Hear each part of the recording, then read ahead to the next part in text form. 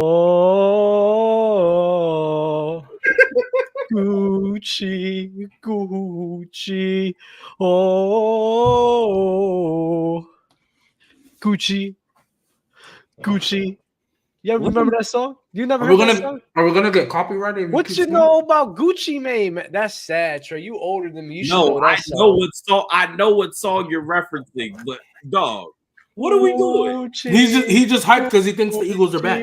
Saquon Barkley. I'm not gonna lie, it don't make them what? It don't make them title favorites. Shut up! No, we're not doing this nonsense. What's your bro. secondary look like? Stop, bro. We had a terrorist. We had a high school coach being our OC for the Philadelphia Eagles. That's what happened last season, okay? Our offense was crap in that second half of the season. So that's not going to be there. And I don't care. You have Saquon Barkley with Jalen Hurts, A.J. Brown, Dallas Goedert, and Smitty? You going to talk about they not favorites? Are you drunk? You're giving Saquon the best offensive line he's ever had in his whole entire career. You don't think that man's going to cook up? You don't think that team is going to be a contender? And let's say if the secondary is trash, right? It's okay when you're going to be able to dominate the possessions because you're one of the best rushing teams in the league. It's fine.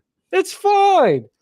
And don't give me this BS about the 49ers. I don't want to hear nothing about the 49ers, that fraudulent franchise. That was going to be my question. Crew. Let's revisit the old question that was going on all through 2023. Who is the NFC favorite? The Eagles or the 49ers? Because the reason I asked up, last year, what you were saying up until after week 11 or whatever, week 12, hey, last time I checked, the Eagles, hey, weren't they the ones to get out the NFC last? So as far as I'm concerned, it still runs through them. Well, the 49ers just made it out the NFC. So does the NFC run through them, Dub? Yes, technically. You could say the NFC runs. Honestly, it's between them two. If we're going to be honest, it's them two. It's the 49ers and it's the Eagles. Those are the two teams where the NFC runs through. Y'all believe in the Cowboys? Hell no. Seattle, who's about to go through a rebuild? Hell no. Who? Rams? Hell no. Who else? Why not? Bucks? Hell no. Wait, pause. Rewind. Why not? Wait, hold on, G-Baby. Wait, hold on. Wait, G-Baby. Let me, because I don't like the fact that you just threw the Rams to the side like that. The way that you be running around talking about Matt Stafford. And as much as I love Matt Stafford, you be taking it to a whole nother level sometimes. No. I don't appreciate the fact that you threw him away. And this is why. Because I understand that it's a team game. And even though I know how much of a glorious talent of a quarterback Matthew Stafford is, you know what's crazy? He's not enough. He knows it's a team game, but tried to tell us that Puka Nacua and Kyron Williams were only getting all because of Matthew Stafford. Okay. That's crazy. God, that's what he tried to tell us. Y'all don't hear what I be saying. What happened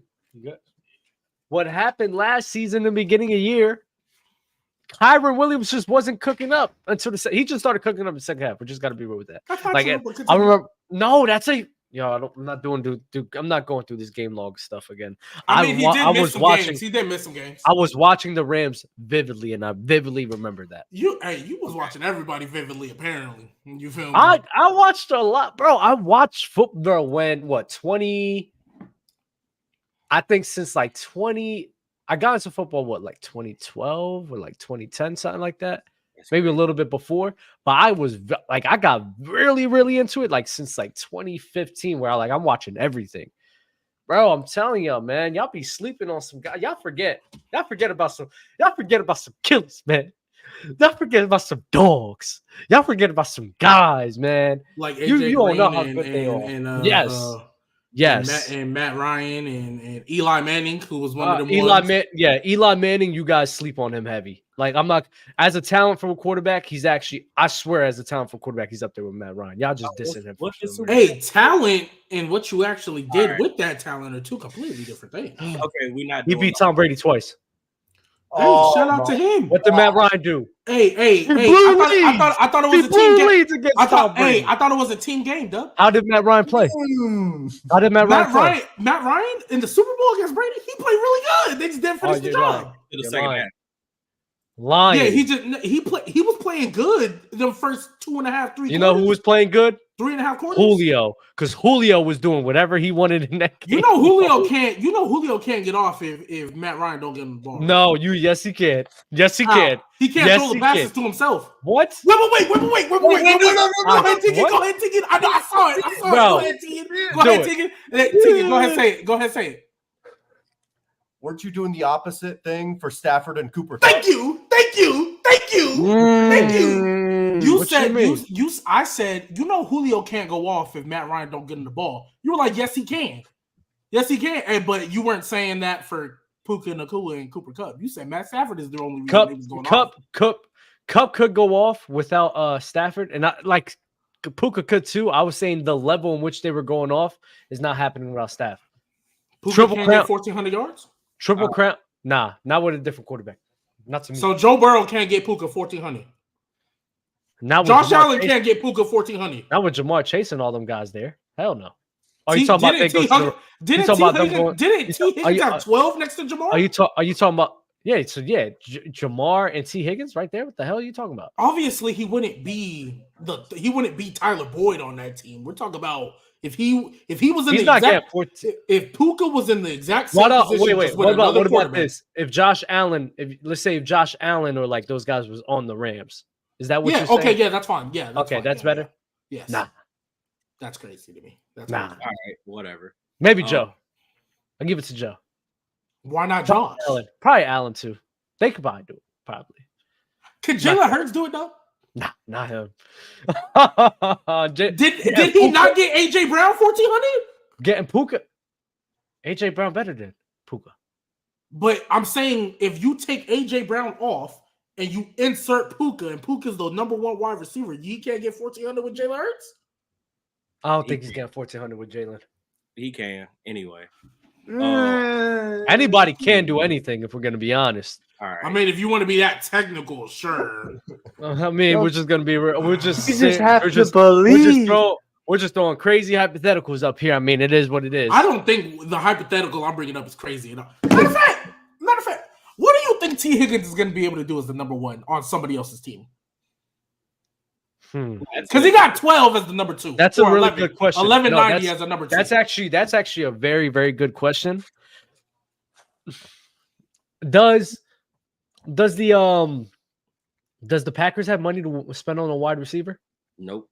They don't. Nope. Right? Oh, because they just. They did just spend it on Josh Jacobs and Xavier McKinney. So I don't know how much room. Give me a team. Give me a team that he could be on. Jags. I mean, yeah, that's one. Jaguar or the Bears Bears. Didn't they give Christian Kirk a contract though? That was 2 years ago though. Okay. I thought they re-upped. No. That was he's still on the same 4. That was still on the 4 year. No. If he's on the Jaguars, because mind you, Kirk has had back-to-back 1,100 yards. He's doing the same thing. The same thing he did. Like the stats will be the same way. But I think T. Higgins is good. Like I don't think he's that bad. No. Of course. Yeah. And that's why I said like this. Like they would wide receivers, bro. Y'all gotta understand something about wide receivers. I wholeheartedly do believe this. I think it's easier for them to be put in scenarios than quarterbacks. I think it's easier, especially when you're so good, for a coach to be like, yo, QB, just hit this guy open. He's that good enough. He's always going to be open. Rather than a quarterback coming in, getting adjusted to the line, getting adjusted to his wide receivers, getting adjusted to the OCs that's there. I think it's far more easier for a wide receiver and a coach to just be like, yo, hit this guy. That's fair because wide receivers don't have to worry about calling out protections and audibles. They just do whatever they're told. Yeah. But I have another scenario for you. Mm-hmm. Swap out Amon-Ra and Puka. Is he getting 14? Because didn't Amon-Ra just get 14? Something like that. Yeah. And that was next to Sam Laporta, who had, I think, the best rookie tight end season ever. Nah. Like I said, I don't. Why not though? I'm not sure. Amon-Ra had 1,500, by the way, because last season. This is the main thing with me, G baby. I'm not sure that, like, I'm not sure how teams will feel just coming out the gate, just feeding Puka. I think staff's okay with that, but I don't know. Remember, Puka got fed to start the year because Cooper Kupp wasn't there. Yeah. Cooper Kupp started the season on IR, so it was kind of like, because remember, it was him and Tutu that was like, all of a sudden, oh, snap. They actually bought, and then Puka If you think yes, you think yes. I think no. I mean, I guess we could just leave it at that. But let's talk about this offseason. I want to talk about Saquon going to the Eagles, bro. It's crazy. I knew it was going to happen, but it's a great move. I think it was great. Oh, first, you know what, Trey? I'm going to let you get off what you got to say about Mr. You-Know-Who. I'm not even going to acknowledge his name because you wanted to say it, but I already got mine off already the show. Let me go ahead and get this off my chest while it's fresh on my mind. Tiki Barber. You seen it? Hold on. Don't nobody say nothing. My bad. I know you probably won't hear this, but you know what? On the off chance that you might, matter of fact, I hope somebody clip this up and send it directly to your stupid ass. This is the problem that I have with you. You're not some regular old pundit. You didn't go to school to be a journalist and then get in the game and like engage in this little bullshit like industry type thing that we got going where we just start saying salacious shit to get people riled up so we can get clips on the show. Dog, you played in this league and you was good in this league. You played the same position. You know exactly the kind of wear and tear that comes with what Saquon Barkley was doing in this league. And you, of all people, the same dude who retired early from the Giants, and the moment that you retired, you became player hater number one. Because literally the next year they won a Super Bowl without you. And that whole year, I distinctly remember as a 14-year-old, you spending all of your time on TV, hating every chance you got, questioning Eli's leadership, questioning this, questioning that, dragging all types of people through the mud. Even when the Super Bowl came around, they're going to get their butt whooped in the Super Bowl. You was player hater number one. And then you going to turn around, talk about some good luck, Saquon, but you're dead to us. We're done with you. What you mean we? We you start speaking French. This ain't no we. Motherfuckers barely brought your ass back. You should be lucky people even give you this pass. What the hell wrong with you? Trying to talk like you speak for Giants fans. Dog, you turned into player hater number one. You so fair weather. Shut your bald-headed ass up. Ain't nobody trying to hear that shit. And he literally retired the year before they won the Super Bowl. But that's my point. He retired and became player hater number one because people won without him. I'm sorry you was playing. They didn't need you. That must be so tough. He probably thought he was all that, and then he retired, and they didn't need him. I'm sorry you player two, and you got to live with that. Sorry. Sorry you're the less talented twin. Sorry. Does anyone hold on? Wait. From Jasper Montgomery. I know Trey's heard about Saquon. I don't think he is. Hold on. Let me just make this clear.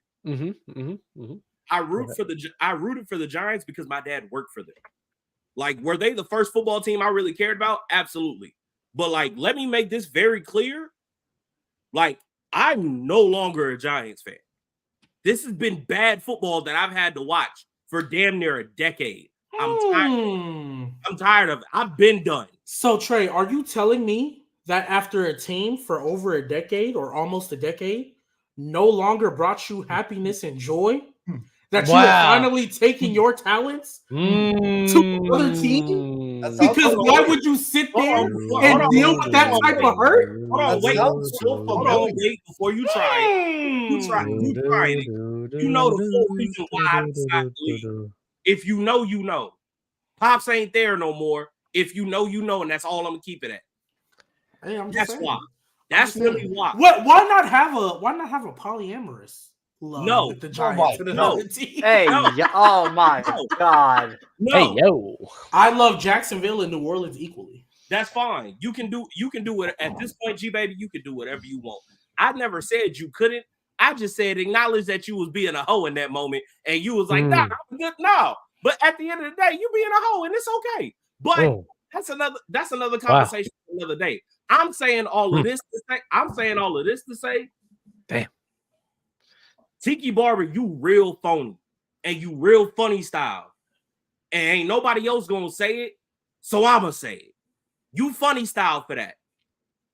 Like, I mean, I would say it, but it's not gonna matter coming from me. So. No, like you funny style. Because the reality is, if you was put in Saquon's position, you probably would have did the same shit. He did. He just didn't go to another team. He retired. If you ran me into a brick wall and then told me I wasn't worth nothing, but that sorry motherfucker playing quarterback was worth 80-something million, yeah. I'm going down the road. I'm going down the turnpike, and I will beat you over the head with a stick every time I see you. Now, you know what's so crazy? You know what's so crazy about the Giants? Like now that you just said it, they low key were on the trajectory of being a consistent playoff team. All they needed to do was fix the quarterback. And signing Daniel Jones for $82 million guaranteed over the first 2 years literally changed everything. Wink. Gone. Xavier McKinney, gone. Saquon, gone. I guarantee with my whole body. And the one person who needs to hear this is at Monday Night Raw in Houston right now. If they would have just let that man walk, he would have went into free agency and realized, oh, snap, nobody's going to pay me $42 million. I'll come back to the Giants because I already know this system. Dayball has made me look the best. And guess what? I'm still gonna get 30-some million because that's what Geno got. It's just not gonna be 40. And if a team did decide to pay him, then the Giants would have dodged the bullet because these two things would happen. Daniel Jones would have, hey, I guess I'm not that good anymore because he would have had a horrible season wherever he would have went. I don't know where he would have signed, but he wouldn't have had the backing of Saquon to help him out. And then two, guess what the Giants could have done? Oh, snap. You know who's in this 2024 draft class right now? They're already the 6th pick? Maybe they would have dropped in the top 5, maybe 4. They might have been worse than the Patriots. You know who they could draft? One of them top 3 quarterbacks. And even if you don't decide to get the top 3, guess what? There's still 4 other quarterbacks that, hey, Daboll made Josh Allen and Daniel Jones look good. Why can't he make J.J. McCarthy look good? Why can't he make Bo Nix look good? Why can't he make that jump ball merchant Michael Penix look good? So they screwed themselves when they decided to take the bait and sign Daniel Jones. We always say he messed up the market because that new quarterback in ATL, my goodness, that was the dumbest contract. Oh, we're gonna get to that too. That's so stupid. But I have my word. The Giants could have been, because think about it, that defense was on the way. Dexter Lawrence and the boys, they got Kayvon. They just traded for Brian Burns, which is freaking crazy. That D-line is low-key reminiscent of them Super Bowl D-lines. But you got Daniel Jones, a quarterback, and now you just lost Saquon and replaced him with Devin Singletary. And Darren Waller is an IR merchant. So, and your number one wide Giants receiver, are cooked. And your number one wide receiver is Jalen Hyatt, man. Hey, yo, the Giants are cooked. It's over. And Evan Neal is still the right tackle. You know what's so crazy? The small amount of progression that they made, not this season, but the season before, just went completely in the gutter. Remember how we was talking about Brian Daboll switching the franchise around? You know, he's turning it around. They're ahead of the table, you know? Just for a year later, you're in an overpaid contract. You lose Saquon. You miss the playoffs. Your team is in shambles. And you really have nothing there. So I am curious, right, G-Baby? Because, you know, there's so many coaches that get fired and so many coaches that get replaced after, probably like 3-4 seasons. Mm-hmm. Brian DeBall has another very underwhelming season, shouldn't they just fire him like they do everyone else in the league? I think the decision to sign Daniel Jones and not Saquon was already a fireable offense, and I know that has to do with the GM as well. Yeah, I know that has to do with a GM as well. The memes I've been I know that has to do with a GM as well. Crazy, but bro, I vividly remember us on this show, and they announced Daniel Jones winning 40 M's, and we laughed. We were like, "Wow, this man is stupid." And then we all was like, "Oh, they're probably saying 40 as a starting point so they can really get to 30. That's what you do." And we all said, other than Trent, that would be stupid if they signed him to 40 mil. That would be stupid, especially because they weren't trying to pay Saquon. Yep, they were in contract holds. Now they gave Dexter Lawrence the bag. Shout out to him. Dexter's a dog, though. Yeah, Dexter is a dog. He deserves it. Saquon is a dog too. Saquon, when healthy, is arguably the best running back in the league, and he's not lower than 2. If you really want to put Chubb there, he's not lower than 2. So when the fact that to me was the beginning of the end, and Trent didn't want to hear it because he was so focused on, oh, you can't lose him. Yes, you can. He's a mid-level quarterback. Yes, you can. And this season, we literally saw Tyrod Taylor and Tommy DeVito on that same O-line that couldn't block for Daniel Jones. Hey, this season really showed everyone, and I hope this just goes a long way. Quarterbacks are very well replaceable. Just like the way y'all view almost the wide receiver, maybe not the wide receiver positions anymore, but running back positions, some defensive positions, and that how these guys are linebacker positions, how these guys are replaceable. Quarterbacks are just as replaceable as probably. Well, clearly somebody didn't learn. You know what it is? You know why somebody didn't learn that though? You want to know why somebody didn't learn that? You know how much Kirk Cousins is making in his first year in Atlanta? Oh, he's going crazy. He's going 90 crazy. mil. 90 mil. He's gonna make it 90 mil in year 1. Makes sense though. That makes sense though because they're fronting the contract. Like for that, they are front loading it, but that's still a horrible contract. It's still a crazy contract, but I understand the concept with what the Falcons are doing because you don't have to pay that. You got a bunch of young guys right now, so you're paying you're probably overspending on Kirk right now. You know you're overspending on Kirk, but you're doing that because who else are you gonna pick up, though, G baby? No, my thing is this. Oh, I had a couple of answers. I hope it's not the guy in Chicago.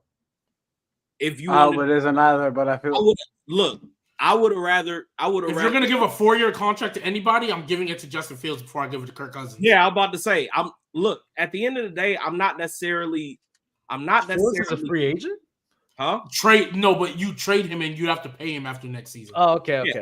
I got you. But that's the thing. Even if it's so bad that you don't want to pay him after next season, one, he doesn't have the leverage to demand anything great. So if you do keep him, it's at a low cost.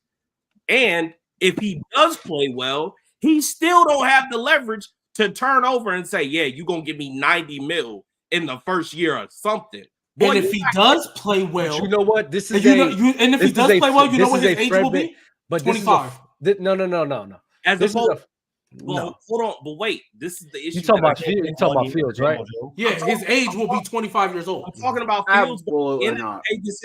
This isn't necessarily a you should have gotten Fields. It's a why are you paying a 35-year-old coming off an Achilles tear this much money?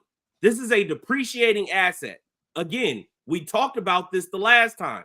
We literally saw this play out in Minnesota when he was younger. They were a team that made the NFC Championship, and they said, "Cool, we made the NFC Championship with a backup.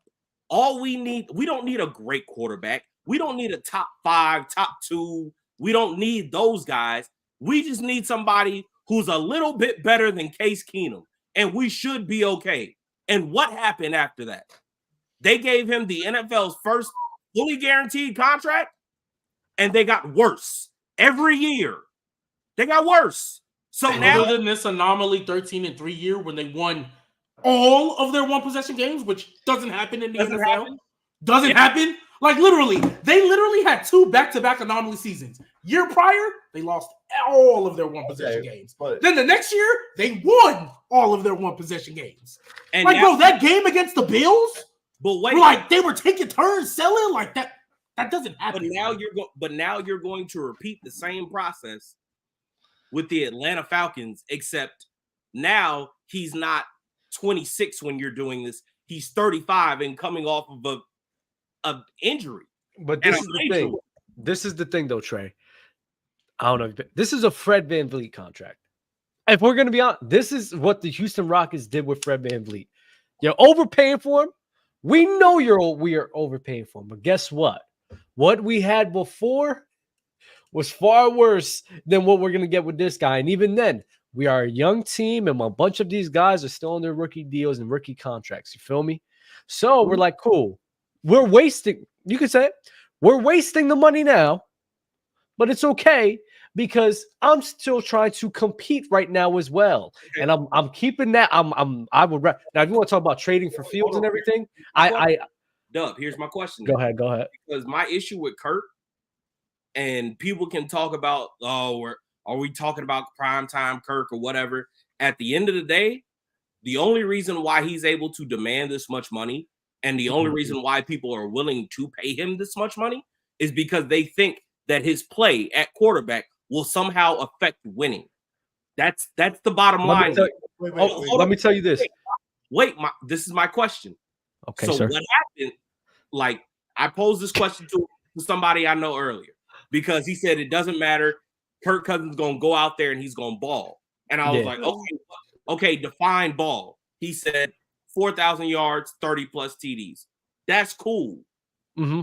If he does that, but yet somehow the Atlanta Falcons are still in the same spot or worse, are we still looking at him and saying, oh, well, Kirk ball? Because the reality is the only reason why you are getting this money, the only reason why people have been paying you at this rate is because they're like, okay, if we bring this guy in, we should at least win 1 or 2 more games. And we've already seen that don't happen with dude. But this is the difference with the Atlanta Falcons, right? And this, even Kirk Cousins off of a torn Achilles is better than what the hell we was having over there. Absolutely. Far better. So that's what you're buying into, right? Mm-hmm. You're buying into that. And let's say if he does the 4,000 with 30 TDs, we're doing this off of predictions. I'm not looking him crazy on why they're losing, and I don't think the front office will, because if they're losing games, that means that defense, which has been making progression, fell off a cliff if he's doing that. You feel me? You want to know why kind of... So my whole thing is you're front-loading the contract.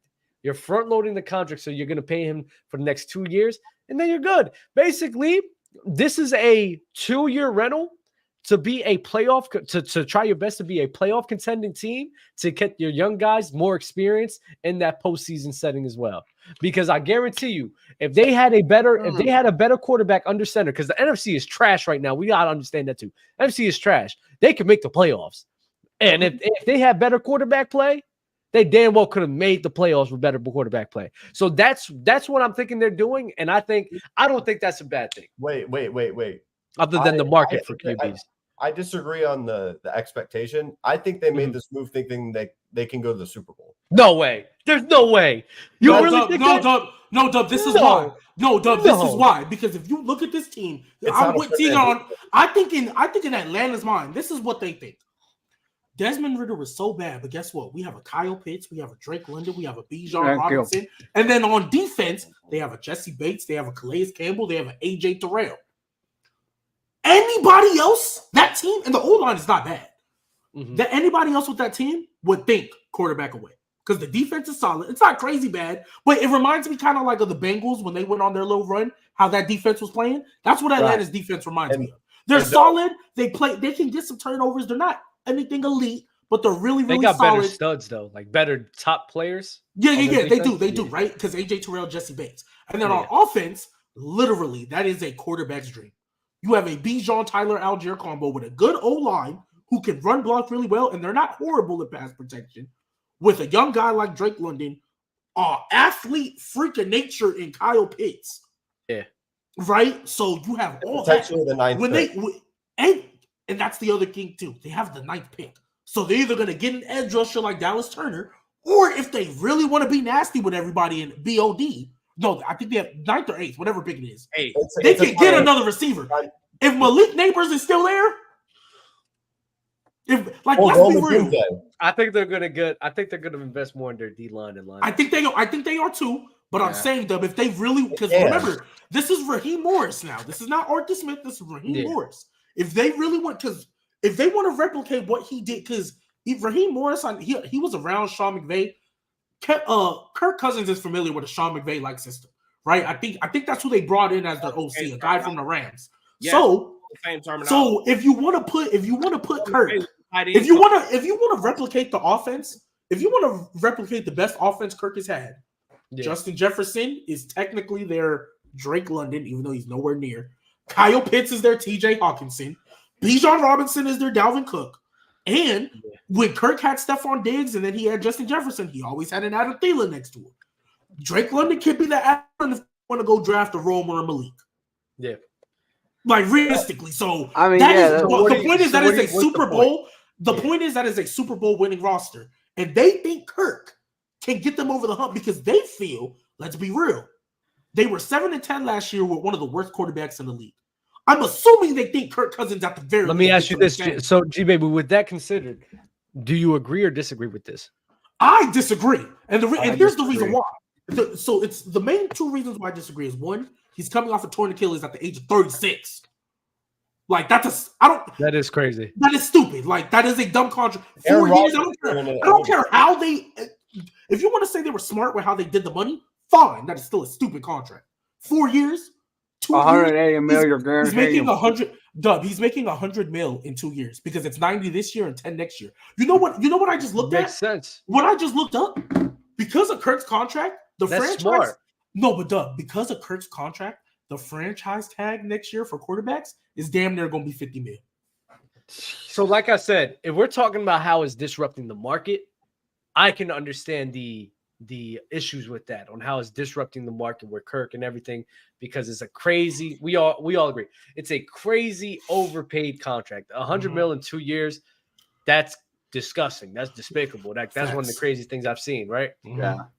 The thing I'm saying is, like you said, where if they're having that mentality of maximizing this young roster, this rookie young roster in the near future, that they believe that they can, I won't say it's like, oh, it's one of the best moves, but I don't hate it. I don't hate it. I'm not mad at it. I'm terrible. So then let me clarify. I'm not mad at Atlanta for trying to go after somebody who they think can get them over that hump, because the quarterback free agency market, there's nothing. There's really nothing. So like, I get it. However, because Russ was already taken, and I think that was your cheap option. Fine, whatever. I still think it's an overpay, but because we talk about the market all the time, I don't believe you should be overpaying. I don't care who's on the market. But so I'm not mad at them for trying to get it. I just do not believe, for what their expectations are, Kirk is the guy. And when they get him, because somebody said there's conflicting. Some said he's not going to start week 1. Some said he is going to start week 1 because it's an Achilles. Hey, you want to hear a saying? Nobody's the guy until they prove they're the guy. Right, but they're paying him like he is one. I'm just saying. You're right. You're right. And if he comes back, the guy until they are. And if he comes back next year, balls, they win 10, 11 games and make a run at an NFC chip, I have no problem apologizing. I apologize about AR. Remember Christian Kirk and the contract that everyone was upset with. Exactly. I was one of the main ones where you want to say it's overpaid. Cool, but I'm not going to lie. Like I always said, Christian Kirk on the Cardinals was a hooper. Like he was a dog. So and especially with what Kirk was doing this year, like let's not forget, the man in a primetime game was torching the 49ers with no one but himself and Jordan Addison. Yeah, because I don't think Justin Jefferson was there. You're right. And I'm like, so I understand 36-year-old torn Achilles, but I think Kirk still got some stuff left in the tank. Tegan, what's up? If you want to be mad at the Falcons, be mad at the fact that they chose this contract with the context that, all the context with the Achilles, the age, the front load, whatever you want to say. They chose this. I don't care if you want to say hindsight over Lamar, $200 million for 4 years. And then hold on, wait. Who talking about Atlanta? Atlanta did that. That was available to them. No, they couldn't pick. They couldn't grab Lamar. They couldn't grab him. Hold on, Dub. Yes, they could have grabbed Lamar. They just would have to given up draft capital for him. But if we remember, you want to remember what Arthur Blank said about Lamar and why he did. I don't remember what he said.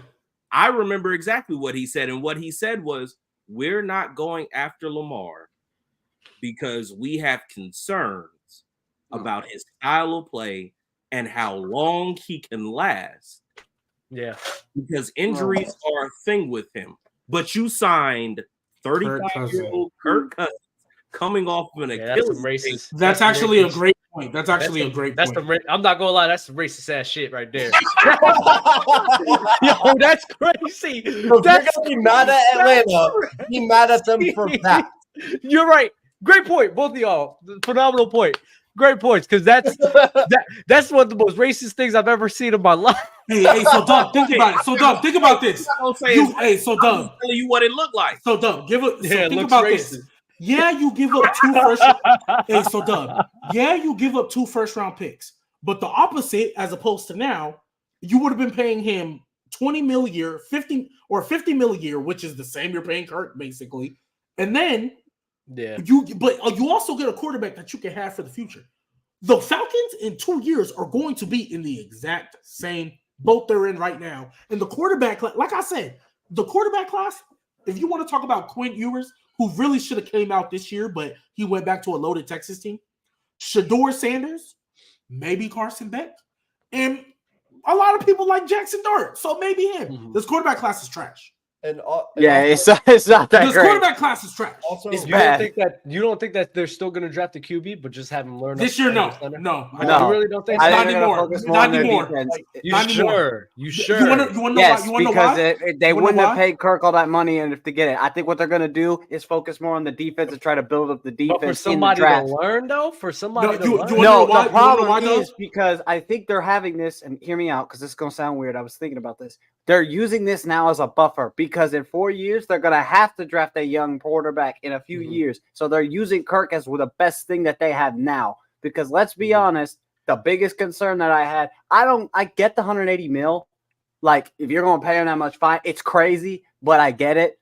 It's just I feel like right now they're trying to have something set so they have someone that can actually run the system that they're trying to do on offense. I think what they're going to do in the draft is they're going to build up that defense because the defense needs some tweaks to it, but I think they can build that up in the draft. I think they're going to wait later down the line to draft a quarterback, though. That's just what I feel like because I don't think they would have. If you're waiting and you have Kirk, you're not going to be at the bottom of the draft. And if you are you're not going to be in a position to draft a quarterback. I was just asking. This contract to me. I thought whoever they were going to sign, because we figured they was going to get one.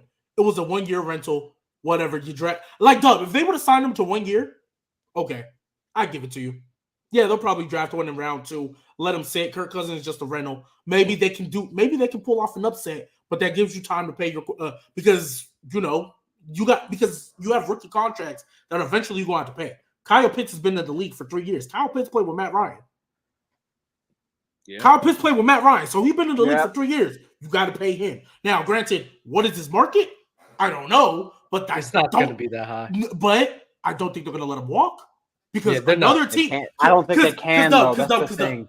I think he's on a 4 year. I know he was the 4th overall pick, but I think it's a 4 year. So let's just say this is his option year. Let's say they decide they don't want to pay him. You know who will? The Chiefs. Kansas City.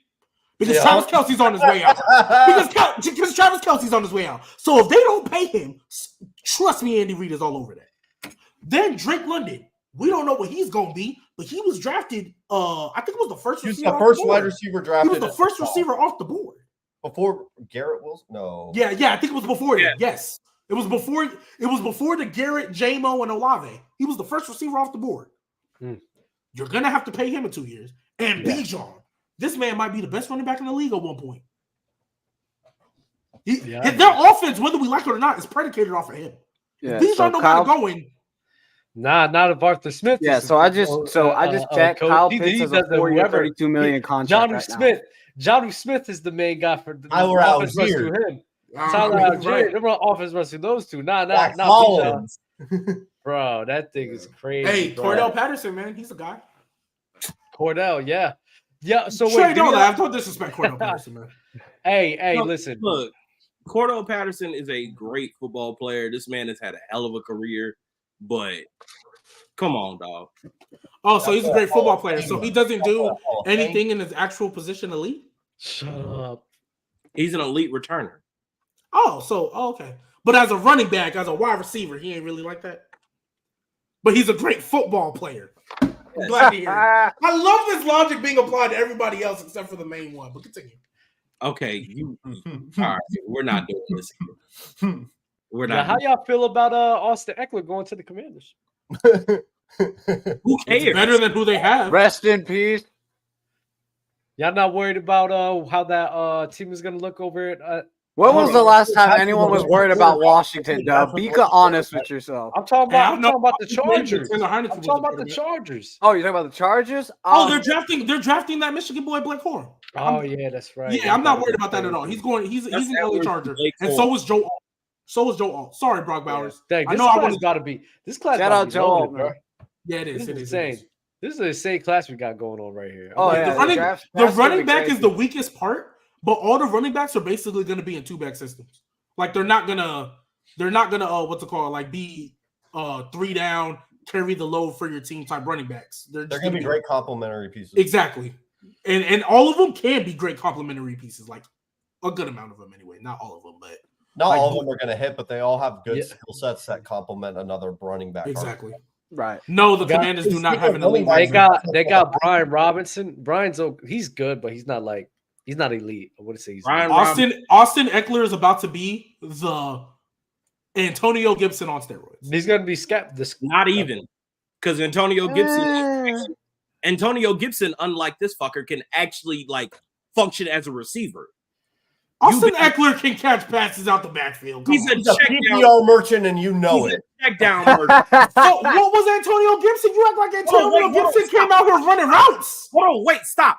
Antonio Gibson was a former receiver in college. I'm not talking about what he was in the league. I'm talking about the last 2 years in Washington. That man was a check down merchant. No, Sam Howell and Taylor Heineke and Carson Wentz were checking that ball down to Antonio Gibson. Dog. You want to know how I know? Because he was my unfortunate. Yeah, I watched Antonio Gibson at East Central Community College. This man played as a receiver. Brian Robinson was getting some. I'm not gonna lie. Brian Robinson was getting some catches too. Dude, know that too. Yeah, I'm not gonna lie, bro. He's there to compliment Austin Ekeler. Compliment Brian Robinson.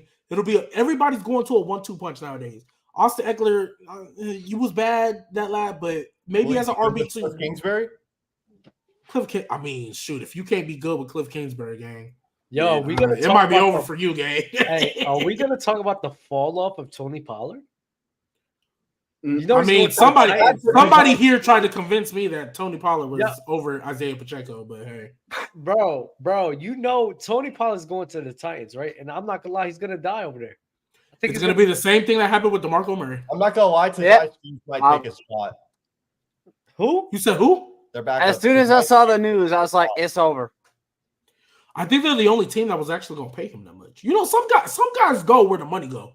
Like, I think that was a lot of the guys go where the because I saw there was a report I read that Dallas was trying to restructure his contract, and he said no, and he wanted to leave. So then the Titans offered a move, and he took it. So I don't know if that's true or not, but I read that on Twitter today, but it was from an official source, but I'm not 1,000% sure on that.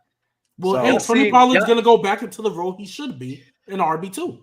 Yeah, that's what I was going to say. Starter in Tennessee then. Tajay Spears, that guy. Tajay should not be the starter. Yeah. With no. Okay, so let me rephrase that.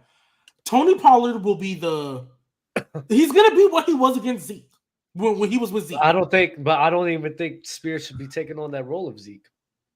No, well, they're gonna have to. Well, they're gonna have They're to. gonna have to. And he's because they Tony don't Pollard have is not Derrick gonna Henry no excel. more, and so now he has to take. I agree with you. I agree with you. You feel They me? can try that all they want. He's gonna suck. Because remember, Mike Vrabel's not there, guys. Mike Vrabel's not there. There's a They whole got new the coach. They got the OC from the Bengals who like to run the two halfback sets with Joe Mixon and then I forget Samaje Perine. Yeah, so Jesus. So Tony Pollard's gonna be Samaje. I don't know. That's what he should be. That's what he should be, but he's probably gonna be Joe. He should be Samaje, but he's gonna be Joe. All right, I got you. Seen how T. Higgins asked for a trade, even though they franchise tagged him, right? Yes, because I honestly, as soon as they tagged him, I knew he was gonna ask for a trade. Since like March, and they weren't, and it's like March, and they weren't able to come to an agreement, so he requested a trade. Yeah, I honestly, it's crazy. I was shocked that it happened, but man, I think there's gonna be a lot of teams that are gonna want him. I feel like there's a few good teams that I don't think he's gonna go anywhere. You want to know why I think he is? You want to know why I think he is? Because if he doesn't, because the reason why I think he's gonna get traded is because if he doesn't, he's gonna walk for free. What, next year? True. Yeah, next year he's gonna walk for free. And they don't want to, like, maybe not off season, but he's definitely getting traded by the deadline. Do you think he'll sit out next year? No, I don't think he'll just be a free agent. Oh, you mean talk about this season coming up? Like, yeah, the season coming up. Yeah. I don't think he is, because I think he rocks with Joe, and I think they still have a chance to like make a deep run if he's not hurt. So I don't think he's gonna sit out, but he's definitely gonna go get his bag. If they don't trade him by the deadline, he's walking. I'm not gonna lie. He's gonna go play with his college quarterback. Who? The Bengals Super Bowl window concerns me. He's gonna go play with his college quarterback. I promise you. So apparently, this is what I read about Higgins. So apparently, an insider for the Bengals said that he wanted a long-term extension and to be one of the NFL's highest-paid wide receivers, and the Bengals weren't willing to do that since Jamar Chase is going to have the extension. And then they apparently, according to them, they said that it would take a second or third round draft pick to get Higgins. And sounds about right. Yeah. And the problem is that they wouldn't have to get the draft pick, but they'd also have to sign him for a major contract extension. So getting a day 2 draft pick for him might have been more harder. That's what their problem was. But and then they had the teams that would legit, let's be real, trade for him: Patriots, Jaguars, Panthers, Bears. Bears. Panthers have the 33rd overall pick, which is don't discount the Eagles. The Eagles are signing anybody. Y'all gotta know. Oh, y'all trading for anybody. Y'all just signed Saquon. And you got on that offense, you got Goddard, Saquon, AJ Brown, Jalen. Y'all need if Jalen Hurts. Who's the GM? Who's the GM for the Eagles? Oh, Howie Roseman. Hey, somebody needs to investigate him because how he got all this money. I don't know how they got all this money. Because Mister, I'm not gonna call you Saints fan anymore. Mister, I rock with the Saints. I used to rock with the States. You know how we get down with the cap. They don't care. Yeah, hey, but the Saints always make enough room to make it work. That's the thing. Right at the line. Y'all got money for days. That's the problem. That's the difference. Because of the retirements. I mean, like your offense next year is about to be something out of Man Ultimate Team. Like, that's how crazy it is. Like adding Saquon into that backfield with the offense they don't currently have. Oh my God, it's gonna be disgusting. I don't think they're paying. You better hope so, because man. If it doesn't work out, AJ Brown got a good contract. Oh my gosh. Y'all thought last year was bad with Philly? Let them sell. Let them sell this year. I'm not gonna lie. Let them sell. Jalen Hurts. If they sell this year, Sirianni's done. Oh, wait. I was just about to say, look, the only thing that gives me pause with the Eagles is this ain't the first time they put a Super Bowl or a super team or a dream team together and the motherfuckers just fell apart. Like, we do remember the one that had Nnamdi Asomugha. Oh, yeah. Marty, Asante Samuel. You signed Vince Young as a backup. Yep. Like, oh yeah, they were Sean Mack. They were calling that team the Super Bowl. Then what we went for, 9-8 Super Bowl team. What, 9-8 or some shit like that? No, I think y'all. Yeah, y'all went like a 9. I think y'all went like. I gotta double check that. It was like 8-8, 9-7, something like that. Ridiculous. It was ridiculous, bro. I remember that year. Hey man, but look, I mean, let's be real. This NFC, it's still a 2-man race between Philly and that's true. New York. But what I will say, I mean, I said New York, Philly, and San Francisco. What I will say though, What about Detroit? and that's exactly where I was about to get to. Because Detroit, they just traded for Carlton Davis, who isn't nothing crazy, but he's definitely a good pickup for them. He is a solid corner for them. They still got Chauncey. The rookies are going to be in year 2. Jack Campbell, Brian Branch. They got old boy Aiden Hutchinson leading that D-line.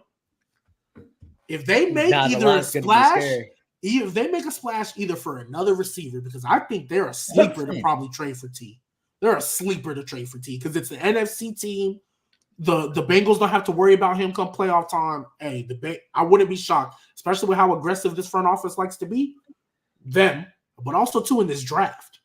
Depending on what they do this draft, if they get another corner like Kool-Aid or Cooper, whoever's available at the time, or if they really want to be bold and say, you know what, we got Amon-Ra, we got Sam Laporta, but we're going to give you another weapon like an Xavier Leggett, a Brian Thomas, whoever's available at that time. Hey, man. And then especially if J-Mo finally come along to what he's supposed to be. You feel me? Like, they could really go all out. The Lions are in a win-win situation. No matter what they decide to do, it doesn't hurt them. It only helps them.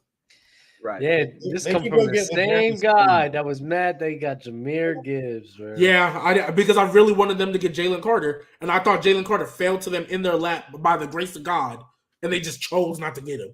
Like, that was the crazy part to me, right? But hey, it all worked out. I love this standard. It all worked out. They may go with Snead with their 27th pick. Hey, but Snead is still available. I want to say this. I want to say this to steer off over to title of the video real quick. We'll kind of get back to the off season. But as we know, we done with the 90s trend. By far the best trend I've ever seen. Yeah, facts. Trey, we're done with your era game. It is the best trend I've ever seen. Hold on. Wait. Oh, Wait. wow. It's funny that you said that. Uh-huh. Cook old head. I'm gonna punch you in your jaw when I see you. Okay, Wait, Trey, let me answer this question. Were you alive for majority of the 90s? For the majority, yes. I was. Okay, cool. That's all we got to say. We're done with the 90s, gang. We're done with No. Stop that shit. Because what we not gonna do is sit here and act like I'm fucking 50. Like, dog. You look 40. I just turned 30. Damn. I'm sorry. You can say damn, but I look just as young as G baby. No, you don't. No, I promise you I do. The only thing that keeps me from looking as young is the fact that I actually keep facial hair on my face so I can actually look my age. No. I'm not. No, you quit playing with us. Them eyes are like heavy tail every single time. That is you gonna talk crazy about me? Every time I get in the stream, he like, listen, you know what's so. Let me get my back. Hey, go ahead, bring me that coffee. I gotta do this podcast. Hey, somebody bring me the papers. Let me read the comments. You feel me? Don't let me fool you. Don't let the body fool you. I could look like I dead ass could look like I'm like 18 if I shave my beard and everything. If I shave my beard, I'm gonna look younger than everyone here. I'm gonna look younger than Grant. That's crazy. I will. Grant look like a high school senior. I know. Yeah, I will look like a high school older senior. than me. It's crazy. I'm older than Tegan, and he looks I'm the youngest one here. Oh That's shit, you look like a dad, bro. It's the mustache. Tegan is definitely a. You know what? Give me that rare steak and pass me a cold one. That's facts. He's that. Let me get it on the rocks. You know. Yeah. Hey, Tegan, that type of guy. No salt, no pepper, just raw meat, bloody, extra bloody. That's what Tegan is, bro. Oh my god, bro. No, Dub. I'm not kidding. Dub. Tegan eats rare steak, bro. Okay, you do? No salt, no pepper. No, I have you We're not doing this. He added that. That boy said you a caveman out this bitch. Someone said in the chat, Trey still got his Blockbuster card. That's crazy. Hey, Trey, when you watch film, you still got to put the VHS tips in. Like, hey, how thick is your TV? This big? Is your TV this thick? Nah, that's crazy. That's crazy. I ain't seen a fat back TV in forever. What is that? Hey, I bet you was watching them 98 finals on a flat back tee or whatever you call the thing. Hey, G. Yeah, I was also like 3. Hey, G, he was still loving the wing T formation. I swear to God. Wait, offense. And he calls that real football, man. Yeah. Hey, he loved that tough offense. Hey, but damn, I want to get on to we done with the 80s and 90s, man. Let's get to it, Trey. Just cover your ears. We don't want to hurt your feelings. No, honestly though, and I actually had a conversation with Trent about the 80s and 90s. I actually talked to Trent about this, right? Except for like some like old heads. Remember that one that said Michael Vick top 5? Oh my God, bro. Oh my God. I will never forget that day, bro. I remember watching that episode. It's just like, bro, he said it with so much conviction. He's like, I'll take Michael Vick. Yeah, I'll take Michael Vick. Like, what about it? He said Warren Moon. Like, that was a good pick. I like that one. That was good. Michael Vick. Did the man say Warren Moon too? And then he said, and it was just like, and then maybe I'll go Michael Vick. It's just like, nah, that dude was definitely one of the most funniest people I've ever seen in my life, right? But what's it called? But talking about the 80s and 90s and why the basketball era gets so much more disrespected than all the other eras. I mean, all the other sports in like history, because I remember that was a talking point a while ago. The old heads was like, why is it that basketball is the only sport that people look back on and just crap on? And then I thought about it. I'm like, because you guys are always looking at the new era and crapping on that one. You want to know why nobody really talks that much about the 80s and 90s football? Because the OGs of that era respect the game now. And even though we can all acknowledge how much the defensive rules messes some things up, nobody's like, oh, Devontae Adams is only good because he plays in this era. Oh, Julio Jones is only good because he plays in this era. Patrick Mahomes is only good because he plays in this era. Shannon Sharp and Chad, they love giving these guys credit. And I don't hear no one. I don't hear no OG, NFL OG crapping on them like that. But with the NBA cats, bro, that's like clockwork, fam. Man. I will say, if you look at the 80s and 90s, them dropbacks, boy, them quarterbacks. Oh my God! Oh my God! I had to watch it. Hey, it's Hendon Hooker. I saw what he was saying. Hooker and Joe. So I went and watched a Monday. I think this was a Monday Night Football game. It was the Broncos, and I think it was the Raiders. And I don't remember what it was. And I don't know if this was the same game you watched, Tegan. But John Elway there was a play. He drops back, and I think like he runs it's so bad. Oh, I know that play. No, wait, no, that's not. No, I don't. No. That's the one that Tegan sent in the chat. Though. Trent showed me that. I don't like that because I've seen Justin Herbert do that. I've literally seen Justin Herbert. Justin Herbert backpedal in the pocket. Yes, I've seen Justin Herbert backpedal with a lineman coming at him and snap, and he not in a drop back where like you turn your hips. No, like straight tippy toe backwards. No, John Elway, I've seen plenty of quarterbacks do that. I've seen plenty of quarterbacks get caught hike. The lineman's coming at them. They drop back a couple steps, just launch some BS, and it goes right into the. No, I'm not talking about when you're getting pressured. I'm talking about in a clean pocket. Like their 6-step drop back. Show me the clip. Tegan, I didn't see a clean pocket. I didn't see a clean pocket. Chat, Tegan, so I didn't see a clean pocket. I seen him backtracking and the lineman coming up. I know what they're talking about. Look. Was it a clean pocket? Am I tripping? Because I've seen the defender. Yes, it was literally what they're talking about is just like the way footwork has changed over the years. Like, yes, people figured out as the years went on, yeah, if we're going to throw basically sideways, we probably shouldn't take a snap and then just backpedal and just aimlessly look at the defense. No, we should probably change the footwork up and say, hey, whatever side of the ball that you throw it with, whether it be left or right, turn your body that way as you move back to survey the defense. That way, you can just plant your back foot and throw the ball. Like, yes, people figured out things. Like Tegan, you over here trolling all the old people because you didn't so much fun though. No, because you didn't clipped up one Monday Night Football game from John Elway career Hey, you want to know why I don't like that? You want to know why? I know I've seen these quarterbacks do some bull crap.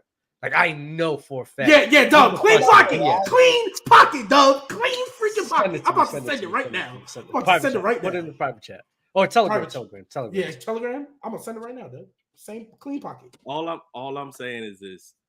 At the end of the day, I hate all of these arguments. I hate the whole we done with the 90s. I hate all of this because I showed you the reason why. Because 20 and 30 years from now, Tegan, that clip that I showed you earlier today of Melo cooking LeBron, and then 20 years from now, you want to think about all the dumb shit that our kids are gonna be saying. It was like, oh yeah, LeBron was just playing a bunch of Twitch streamers and podcasters. Oh yeah, I saw that TikTok. That was funny. But what the hell is this? Dub, that's the part where he literally just goes straight back. I just saw you. Straight back to me. Clean pocket. That's not a drop back.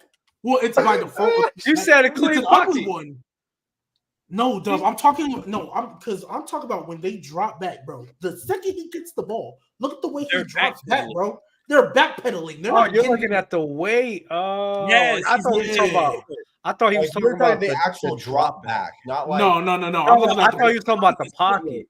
No. I'm talking about the way he does it, and I'm saying like, yeah, some people will backpedal and throw it away when there's pressure in their face, but that's ugly. That's ugly. But one thing I will say, I do want to say, I do hate what you were kind of saying, Trey, and here's why. Because the old heads have no problem lying to us. I'm not gonna lie, and I definitely fell for this. When I found out that Magic Johnson really didn't play center, he just tipped the ball off and wasn't really playing center. I'm not gonna lie, that changed everything for me. Because for years, all I ever saw was Kareem went out, Magic Johnson played center and had this, that, and the third, and all that.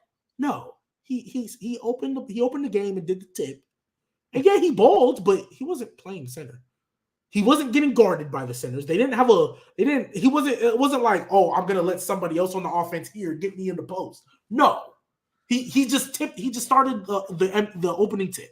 When I saw that, and I was like, wow, y'all lied to me. This is why I will never believe Wilt scored 100 points. I will never believe it. I will never believe he scored 100 points. But you know what? You know what the biggest key difference here, though, G baby? Like, there's not an over glorification on what happened back then, right? Talk about like Lawrence Taylor and the Giants, what they were doing. We all respect that, and it was wild, right? Yeah, fair enough. Nobody talks about the NFL like the 80s and 90s is the apex of everything. Yeah, I will agree with that. I will agree. Okay, that's fair. Which is why, and that is why the NFL 90s and 80s and the OGs back then don't really get.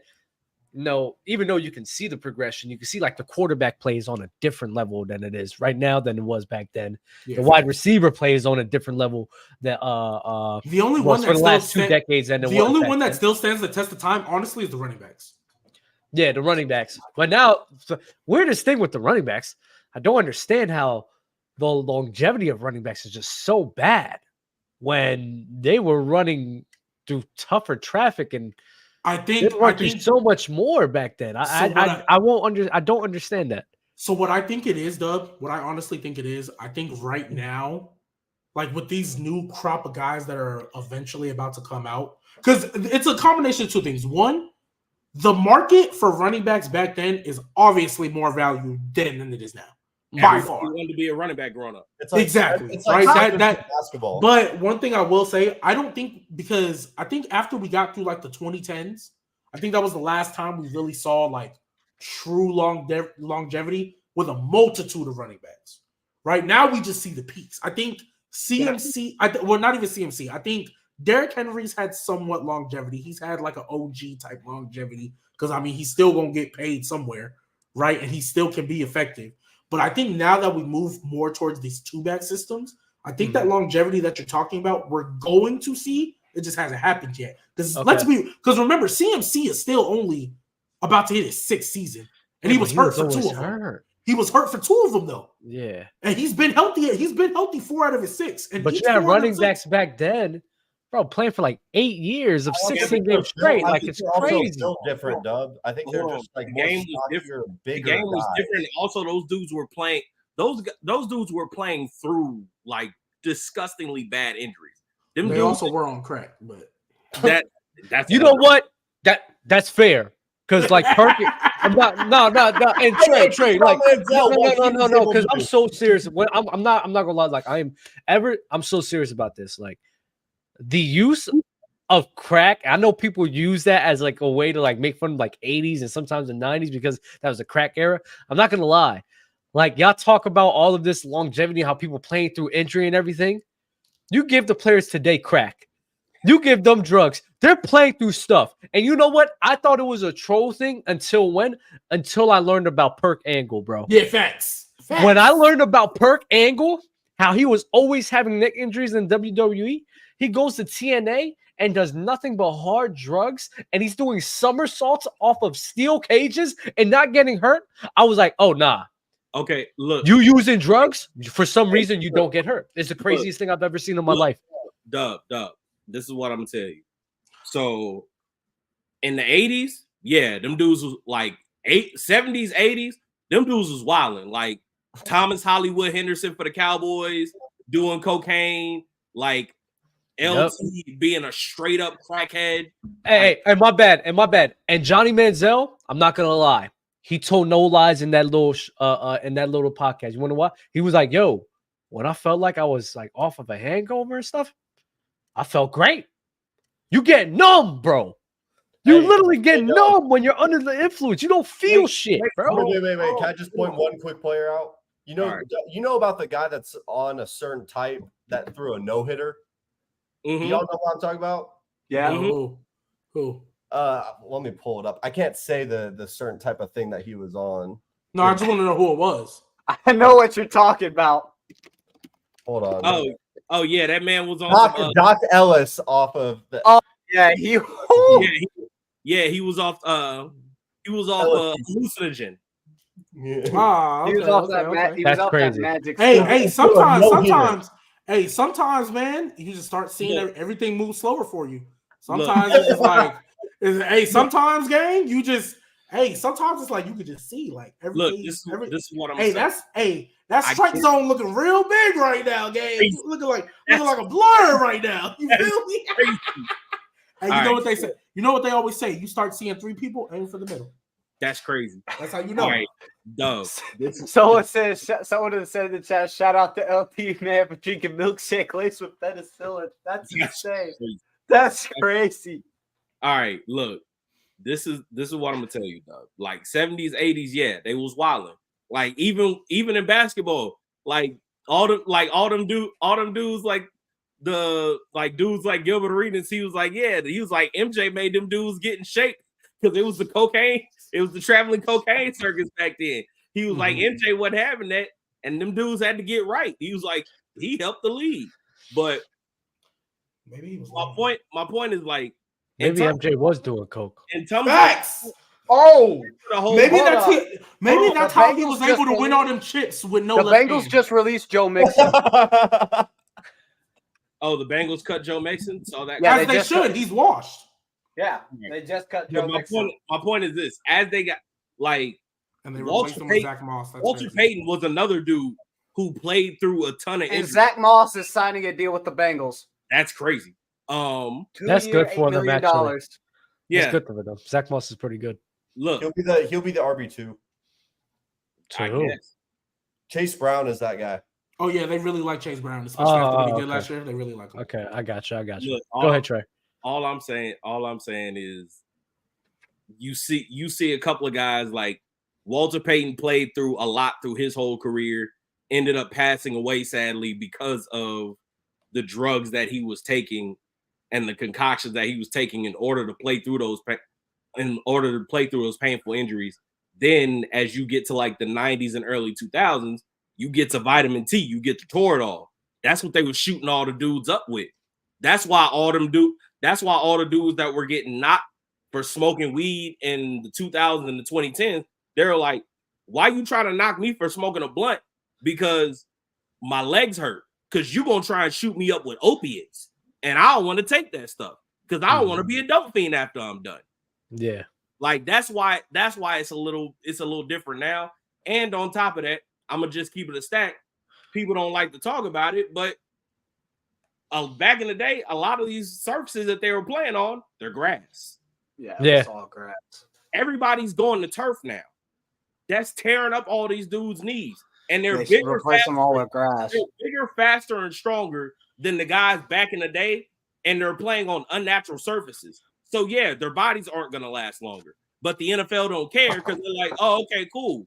If you tear your ACL, you blow out your knee, I'm gonna go find another motherfucker and run him into the ground. Mm-hmm. Like that's just what it is now. So the league is just running them into the ground. That's why the longevity is crap. I guess if we're gonna give these old heads that kind of pass, because I think I don't know. Seeing John Elway back in the day. We talking about John Elway. It's not as loud as NBA fans, I'll be honest. And I think players have better respect in football, but the football fans that talk about the 80s and 90s, I've been told that's a better brand of football. They played tougher. Does that not sound familiar? It was a more physical game. Does that not sound familiar? Does that not sound familiar? Man, the best brand of football. Look, they played it the right way. I don't hear that a lot. I don't hear that a lot. It's not as loud for the NBA or for the NFL. For the NFL, it's not as loud because it's coming from fans and we hear it for players on TV all the time. That's why it's louder. Look, I'm gonna just say this, Tegan. I'm not going back that far for football. For me, the peak of football was like probably about 2000s, like mid to late 2000s, right before the rule changes. Like that was the perfect mix of we got like premier athletes at every position, and we got just enough violence for this to still feel like it was in like the 80s and 90s. But these are much better athletes playing with better schemes. Like this was like the apex of it. And then they were like, that kind of sounds like 2000s NBA. Hey, give it 10 years, we'll cook them too. No, they're gonna start cooking them. They are gonna start cooking them. They are gonna start cooking them. The moment I'm gonna tell you like this, nothing's gonna like y'all make all the old head jokes. Nothing's gonna make me feel older than like 10, 15 years from now. There's gonna be some little idiot kid that's telling me that LeBron played against like Twitch streamers. Did he not? Dudes who weren't really like that. No, they won't do that. They won't do that. And I'm gonna want to suplex him. No, they. Hey, does it remind you? City, does it remind you of the let first me time tell somebody y'all, said, "Hey, you can watch news on TV and not on"? Let me tell y'all why. No. Like y'all, like this is the funny part. Baby, I will suplex you. Let me tell y'all why. Like y'all think I would pay money. Y'all to really see think that. like, bro? Y'all have no imagination. The reason they are not gonna. That's a. What do you call it? Because kids love Twitch streamers. They love streamers in general. So they're not going to sit here and be like, oh, yeah, LeBron was going against Twitch streamers and stuff. So he was no. That's an insult because the old heads don't like streamers. The old heads don't like podcasters. So the old heads made that joke to say, oh, yeah, that's what the kids are going to sit here and say. They're not going to say that. You know what they're going to say?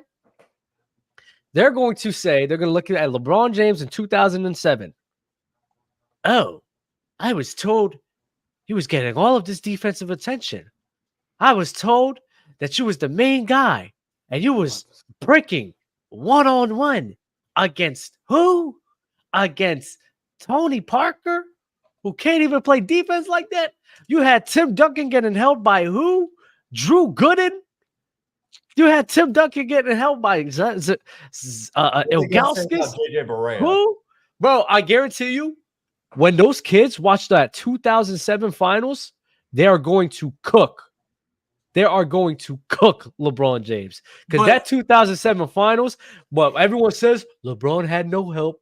And people didn't even go back to watch that final. So it pisses me off. They're doing the same thing that the old heads have done. Go back to watch that finals. LeBron James, it was one of the worst finals. It was one of the worst performances I've seen, bro. Like he's getting cooked. So the only thing I will add to that, I feel like right now we need to wait when LeBron's retired. I want to know, because technically, even though we know LeBron ain't win another chip, he's still in the league and he's still playing better than 90% of it. So therefore, we have to wait and see when he truly does retire, who the NBA decides to push as the next one. Because we had the MJ, we had the Kobe, we had the LeBron. They tried to do it with Steph, but it never really happened because 3 to 1. That really messed it up for Steph, for me anyway. So who's gonna be the next guy to really be that next LeBron that they push? Some people are trying to say it's Wemby. I don't think It's so. Wemby. It's Wemby. It's Wemby. It's Wemby. Wemby's getting pushed. Have you seen their social media? I mean, don't get me wrong. I know people. There's people I don't disagree with that, but I know people that don't watch basketball at all. They ask me about Wembanyama. Like, Wemby's getting pushed. That's the next LeBron. Wemby is the next LeBron. In terms of marketing, yes. I don't disagree with that. I meant like the person that they're gonna try to push. I'm saying the person that they're gonna try to push is like the best player. Hey, chat. They're gonna sit here. Chat. Yeah, Wemby too. What? You think Wemby's gonna be? You think Wemby's gonna be like a top 3, top 4 player all time by the time it's said and done? Genuine question. If he gets the sky, he has the capability. He has the capability to do it. Yes, he has the capability to be the face of the league. He has the capability to be the best. He has the capability to be the best defender in NBA history, along with a cheat code of an offensive player because he's 7'4". How isn't that the greatest player of all time? He's top 5 center already. Yeah. How isn't that the greatest? Carl Anthony Towns is in the league. So. How is it a 7'4" cheat code? No, seriously, like G baby. How is it a 7'4" long wingspan cheat code where all you have to do is just throw the ball up? He's gonna catch it and probably get a lob or just do a layup over top of people. Who's we're talking about if he progresses, who shoots the 3-ball well, who has a midi pull up, who passes the ball well. Basically, bro. Dub, I'm not disagreeing with you. You're not you can't guard Wemby. So a guy you literally can't guard is going to be one of the best offensive players that we've ever seen, or offensive cheat codes, along with the best, if not one of the best defenders in NBA history. I don't know how. Yeah, Dub. I don't disagree with you. I was just asking a question. Yeah, no, he can't. Because I want to know if they're going to be like, oh, LeBron was never as good as Wemby, or like, oh, LeBron. You know what I mean? Watch this. You want to know what's going to happen? You think Wemby's staying? Wait. You think Wemby's staying in San Antonio? They're gonna maybe. Who knows? I don't know. I can't tell the future, bro. But they're gonna look at 2011. They're gonna look at 2007. They're gonna be like, damn, LeBron couldn't beat a basic zone. Dang, the 2010s Miami Heat really isn't like that. They couldn't really beat a zone like that. Like, why are they even that good? Look what happened against the 2014 Spurs, where there was actually shooting involved. They got worked up. Wiped off the face of the map, got done by 5. Goes to tell me that 2014 Miami Heat is a bit overrated because once they were shooting in the league, they couldn't compete. That's what they're going to say. That's exactly what they're going to say. I see it right now. And they're going to be like, that 2014 Miami Heat or that 2013 Miami Heat, guess what? If they was in today's league, they would get wiped off the floor because they couldn't shoot and they couldn't guard shooters like that. I mean, they already cooked the 2008. Which is hilarious because they started the whole small ball shit. They did start it. Same way how MJ started some stuff. But he won 6 without a left. He just stopped using. I'm not gonna lie, Michael Jordan is just Clyde Drexler with more rings, bro. That both can't go left. That both can't go left. All right, now y'all get me mad. Go. I always tell people, y'all gotta watch MJ. Aren't you the same one that said Kobe better? I do think Kobe's better, but MJ's still like top 5, like top 3. He's insane. What's your GOAT list? What's your GOAT list? LeBron's one because of longevity is crazy. Then Kobe, then MJ. Oh, okay. But what's it called? Like when you watch MJ, he's like one of the craziest athletes ever. Craziest athlete. Yeah. His hand comes ridiculous, and his tough shot making, G baby. Yeah, it's insane. Yeah, it's like him and Kobe. That tough shot making ability, where you're having a body on your hip as you're shooting, a mid range, bro. Nah, bro, it's crazy. Bro, can I ask you a question? MJ's crazy. MJ's crazy. You a question, What's up? So you said LeBron's in there for longevity. I know there's a lot of other factors. At what point because I assume Brady's your GOAT then, right? Yeah. Brady's still my GOAT. Yeah. So what still is? What is Mahomes at his best is better than Brady. So what will it take for Mahomes to get to the GOAT status?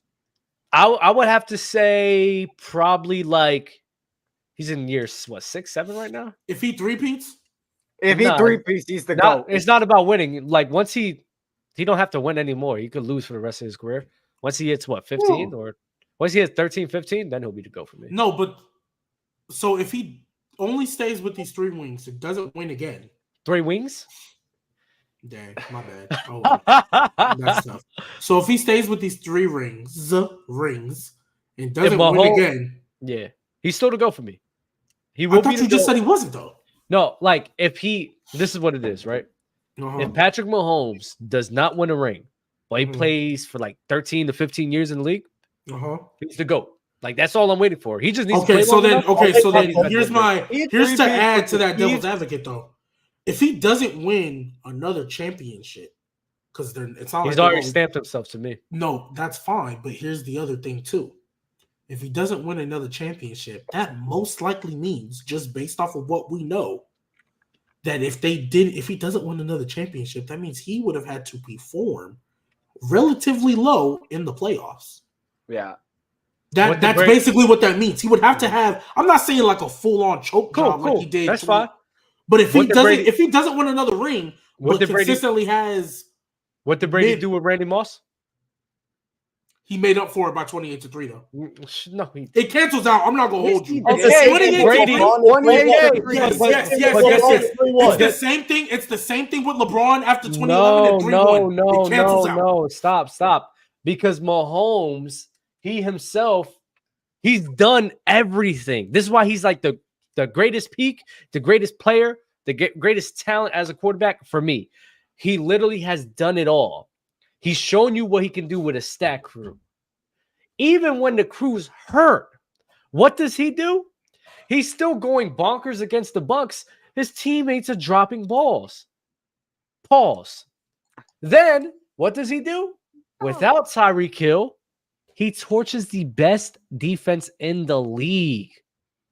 Then, the next year, when his tight end regresses, the offense in its entirety regresses, what does he do? He still cooks up in the postseason. So to me, he's done things that Brady has done. He's shown you what he can do with a crap offensive crew, with a medium offensive crew, and a great offensive crew. There's nothing left for him to prove. So he's my not only thing in the is postseason. Because my only thing, I hear what you're saying, and I don't necessarily disagree. But just because we're doing a hypothetical, obviously I don't think this is going to happen. But let's just say he got 3 more because you said about 13, 15 years. I'm assuming another 9, right? Or let's just say 10, just to make it an even number. He plays another 10 years. He's got a couple choke jobs. He doesn't really get over the hump, and he just he peaked out here and then stopped. Yeah, he's better. Because Brady has lost. Like, let's not act as if Brady hasn't lost. Like Brady. No, I'm not talking about Mahomes losing, because I expect Mahomes to lose some. I'm saying bad. He's played bad in games in the AFC as well. Yeah, he has that Bengals game where he choked the second half for sure. And then what are you talking about? I'm talking about Brady. No, I'm talking about Brady. Oh yeah, but Brady has games too. Yes, but Doug, here's my thing. We're talking about elevating him to GOAT status. And I always say this, for me, Brady did not solidify himself as the GOAT until 28-3. Because after the first 3, bad. I was just fixing my camera. Oh, okay. After the first 3, he went on a 10-year drought, not winning. Even though he made some, he underperformed in them.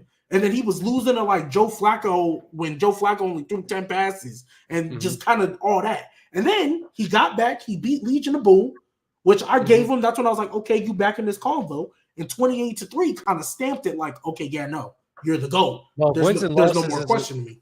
Wins and losses isn't a quarterback stat to you. Why are you being so but okay. I'm talking about when it happened, because in those games, he also played really well. Because 28-3 doesn't happen if Brady's still trash. He had to play phenomenal in order for them to come back. So even though I'm saying those are when it happened, if they would have came back to 28-3, but it's because the defense got 3 straight pick sixes, I'm not giving Brady that credit. Not here. So, you know what I mean? So that's what I'm saying. That's why the 2020 Bucs run, like people would be like, "Oh yeah, Brady really proved himself in 2020." Yeah, no, I don't. Yeah, exactly. I'm with you. If you're one of those people that say you're one of the biggest idiots I've ever met in my life, because Brady in that postseason run was mid. Even Brady that year, the Bucs were a mid team the whole entire year. And I'm with you, Doug. Let's not praise Brady. Brady should have been stamped not in 2018, not in 2020. He should have been stamped probably.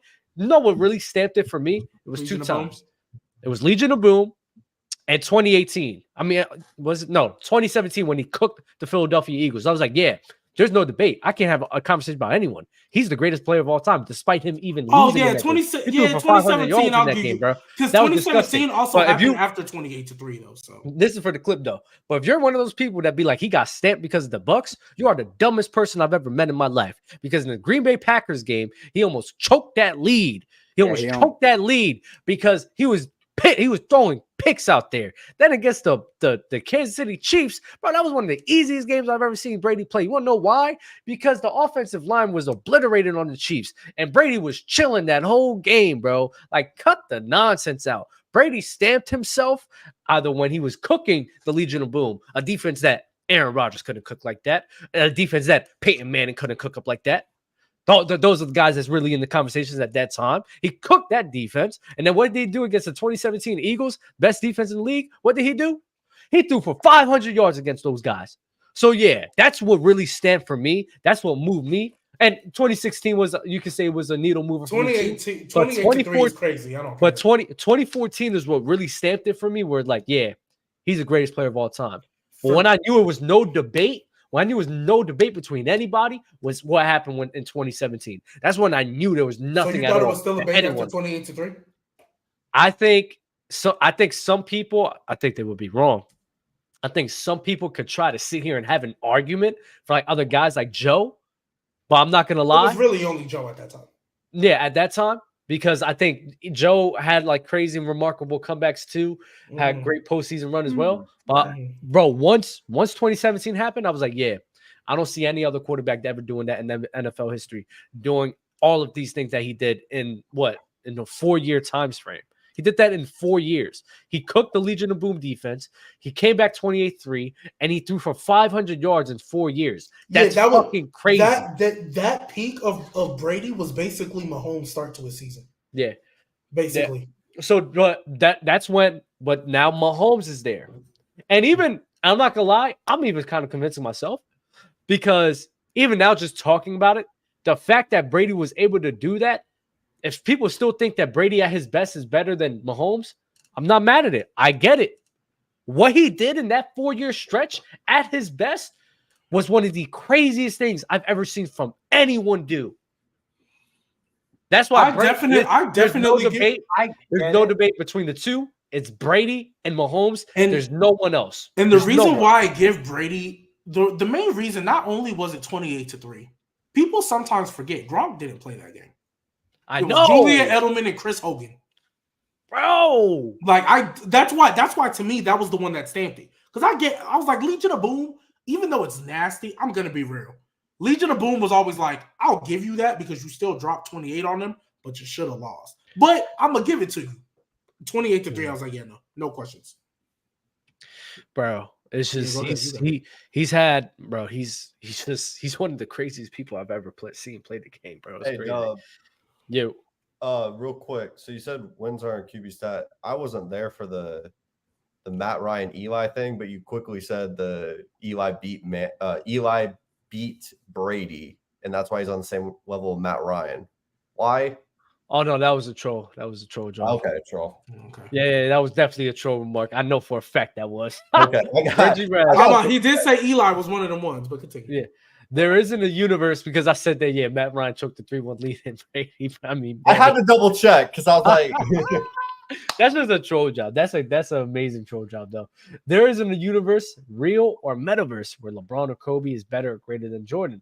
By the way, Jerry Rice is the GOAT, respectfully. You sound like an old head. I'm not gonna lie. He probably Jerry Rice. You see the profile pic. Better. If you want to talk about greater, I think in terms of Jordan's greatness, that is something that I don't think anyone's being able to top, because you can't make the shit up. Wins 3 straight, retires, wins 3 straight again, retires again. That's the craziest thing I've ever seen in my life. Well, not You seen, didn't but see it. ever heard of. I was about to say But that. better. No, watch this. You can do it right now. Better. Kobe got a better 3-point shot. Kobe has probably better, if not just as good of a mid-range shot. MJ could be a better finisher. I'll give you that. Kobe got a better handle. Kobe got a better post game. Kobe got better footwork. Kobe's better defensively. Kobe's a better interior and perimeter defender. So how is MJ better than Kobe? Oh, I know why. Because Michael Jordan went up with his right hand and finished with his left one time. That highlight they always play in Space Jam. Yeah. That highlight they always play in Space Jam. Yeah. Went up and then Kobe got Kobe got it. Yes, he is. He's the definition of aura merchant. Yeah. And Kobe got a better left. Well, because Michael Jordan doesn't have one. What you got to say, old head Trey? I'm waiting for a Reggie Reg. I'll give it. That's crazy. I'll give MJ athleticism and like finishing because, like I said, he's one of the craziest athletes I've ever seen. It's crazy. Other than that, hey, he had that Bo Jackson athleticism. He didn't even need to work out. He just had a gym for show. Facts. RB longevity. Shout out to AJ, man.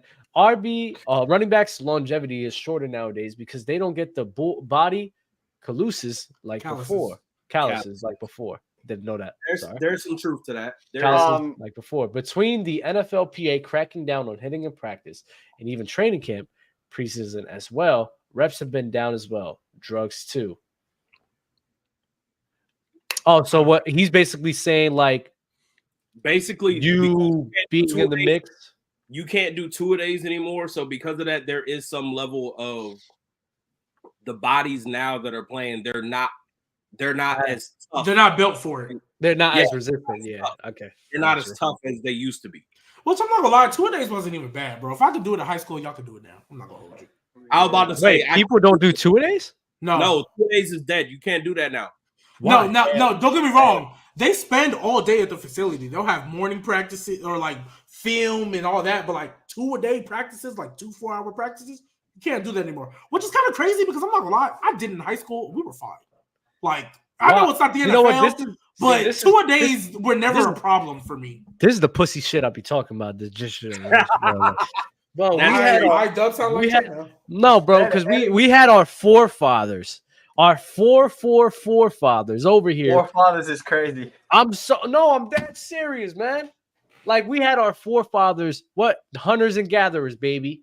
It didn't matter if it was 1, 2, 3. If you had to sit here and go grab that hog, for some food, you going out there and you running. You running a mile, you running 2, you running 3, and you doing that 1, 2, 3. You got to go out fishing next. You hunting, baby. You going against that food. You feel me?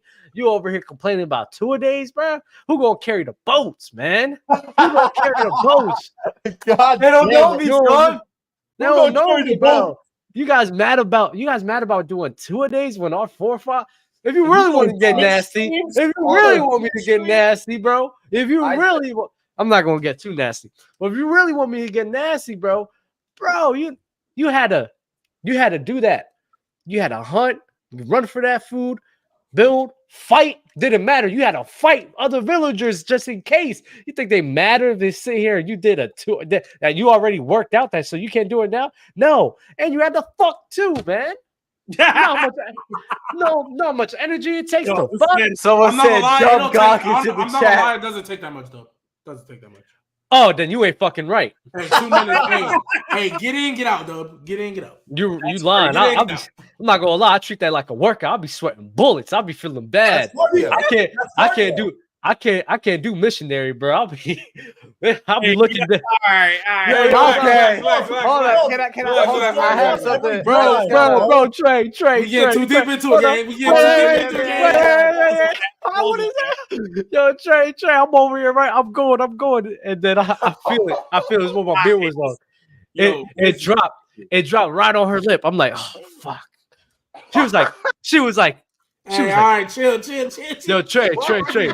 We get deep. You're not getting canceled. You're not getting canceled for that. You're not getting canceled for that. No, I know. She was like, huh. I said, whoa, turn around. What was that? She said, "What was that?" I was like, "I don't know." I just got a message from somebody. So apparently the Ravens and Derrick Henry were there was a rumor going around that the Ravens had interest in Derrick Henry, and apparently there's a report that just came out that said they made an offer for him in the range of $6.5 million per year. Who? Are you sure that's confirmed? It's from Stainbrook NFL, and they said that they made him an offer to Derrick Henry in the range of $6.5 million per year. Did Ian Rappaport or Adam Schefter retweet it? 6.5. I'm double checking right now. Because if they didn't retweet it, I'm not believing them dudes. Damn, 6.5. That's low for him. I mean, he old. Is it? He got. I mean, DeAndre Swift got $8 million a year. Yeah, I think he's worth 8. I think he is worth 8. I swear, I cannot wait for people to come down to earth on DeAndre Swift. I swear to God. He's a fake running back.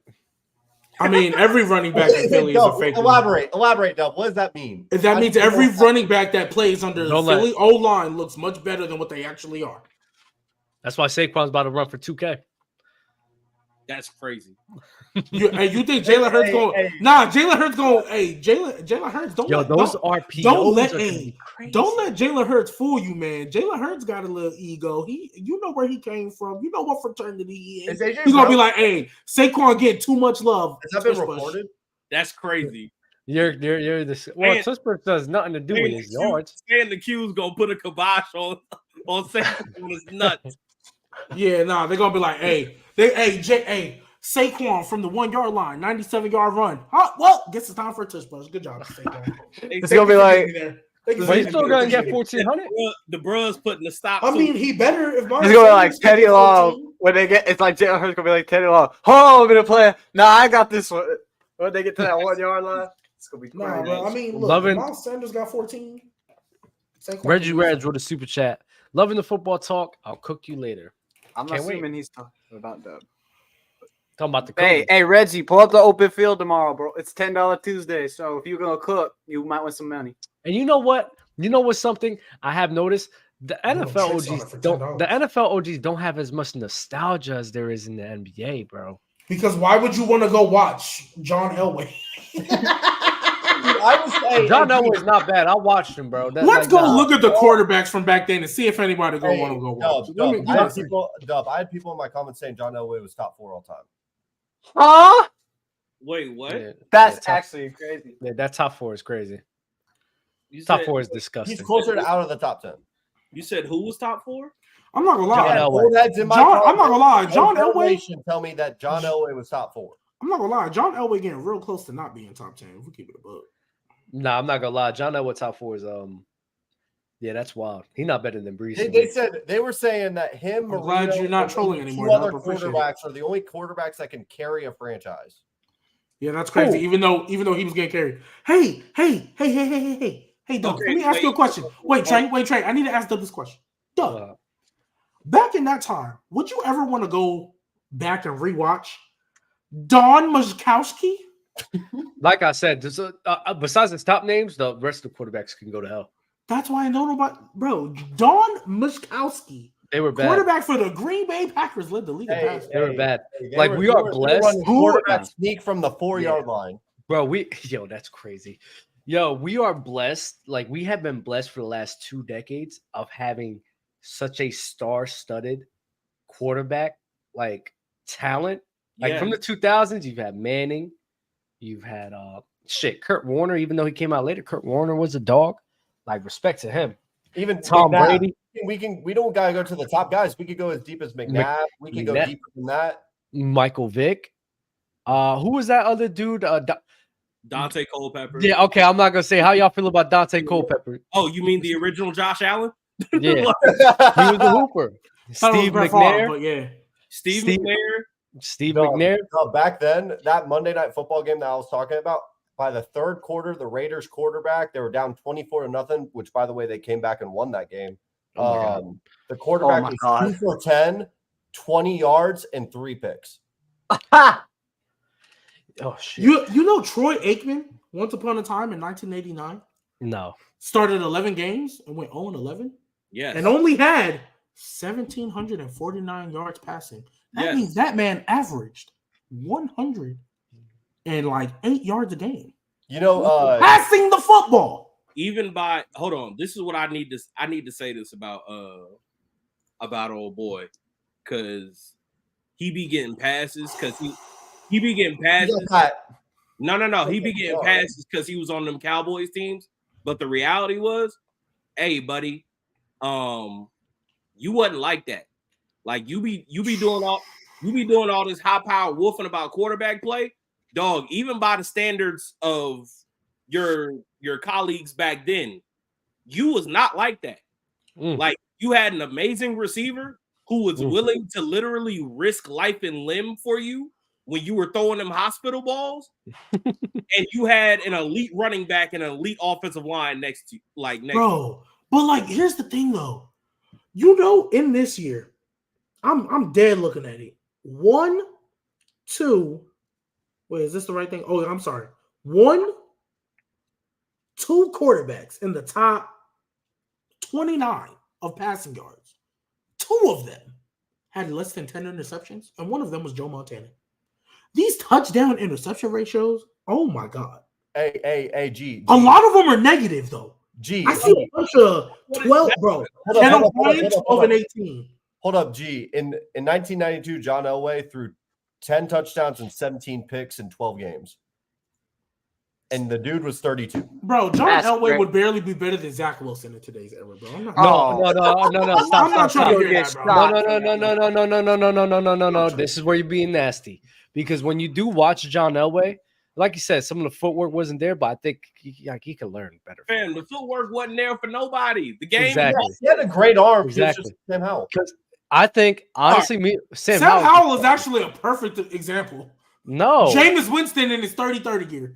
John Elway with Bruce Arians will be Jameis Winston. No. John Elway will be better than Josh Allen in today's era. No, that's cap. Liar. You're a liar. You're a liar. That's crazy. You're a liar. You're a liar. He would be a top 10 quarterback. That's where he's starting. You're a liar. You're a liar. You're tripping. You're tripping. Wait, who? He said John Elway would be better than Josh Allen in today, which means he's saying John Elway would be a top 5 quarterback in today's league. You're a liar. You're a liar. You're comparing and that's why, you gotta recognize, you gotta be able to recognize. Wait, hold on, let me read the super chat. Lions fan here, Swift his ass because he has horrific vision and bad decision making. Can't play hurt either.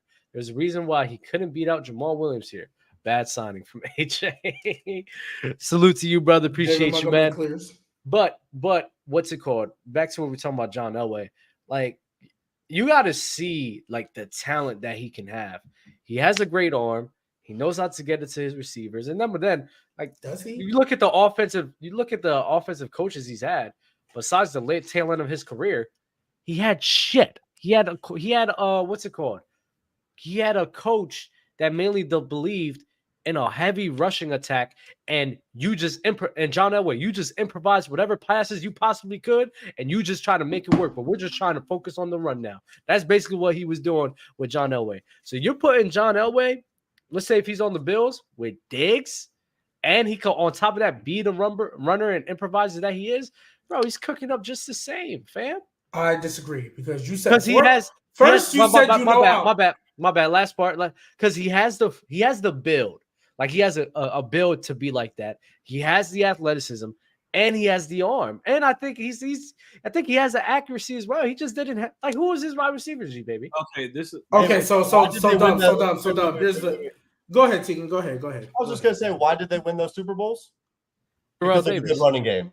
Terrell Davis. And so here's my thing. Because we're comparing him to Josh John Elway and we are comparing him to Josh Allen, right? That's who we are comparing this man to. So the first off, you said he was accurate. That's a lie. Second, even for that era, that's a lie. Second, you said he knows how to get the ball to his receivers. If the receivers you're talking about are wearing the opposing team's colors, then yes, I agree with you.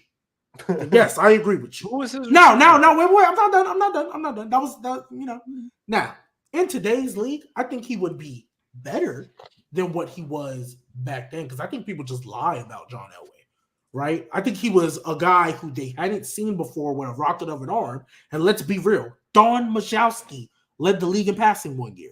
Yeah, pretty sure John Elway looked like flying colors next to a Don Majkowski. I don't even know what that is.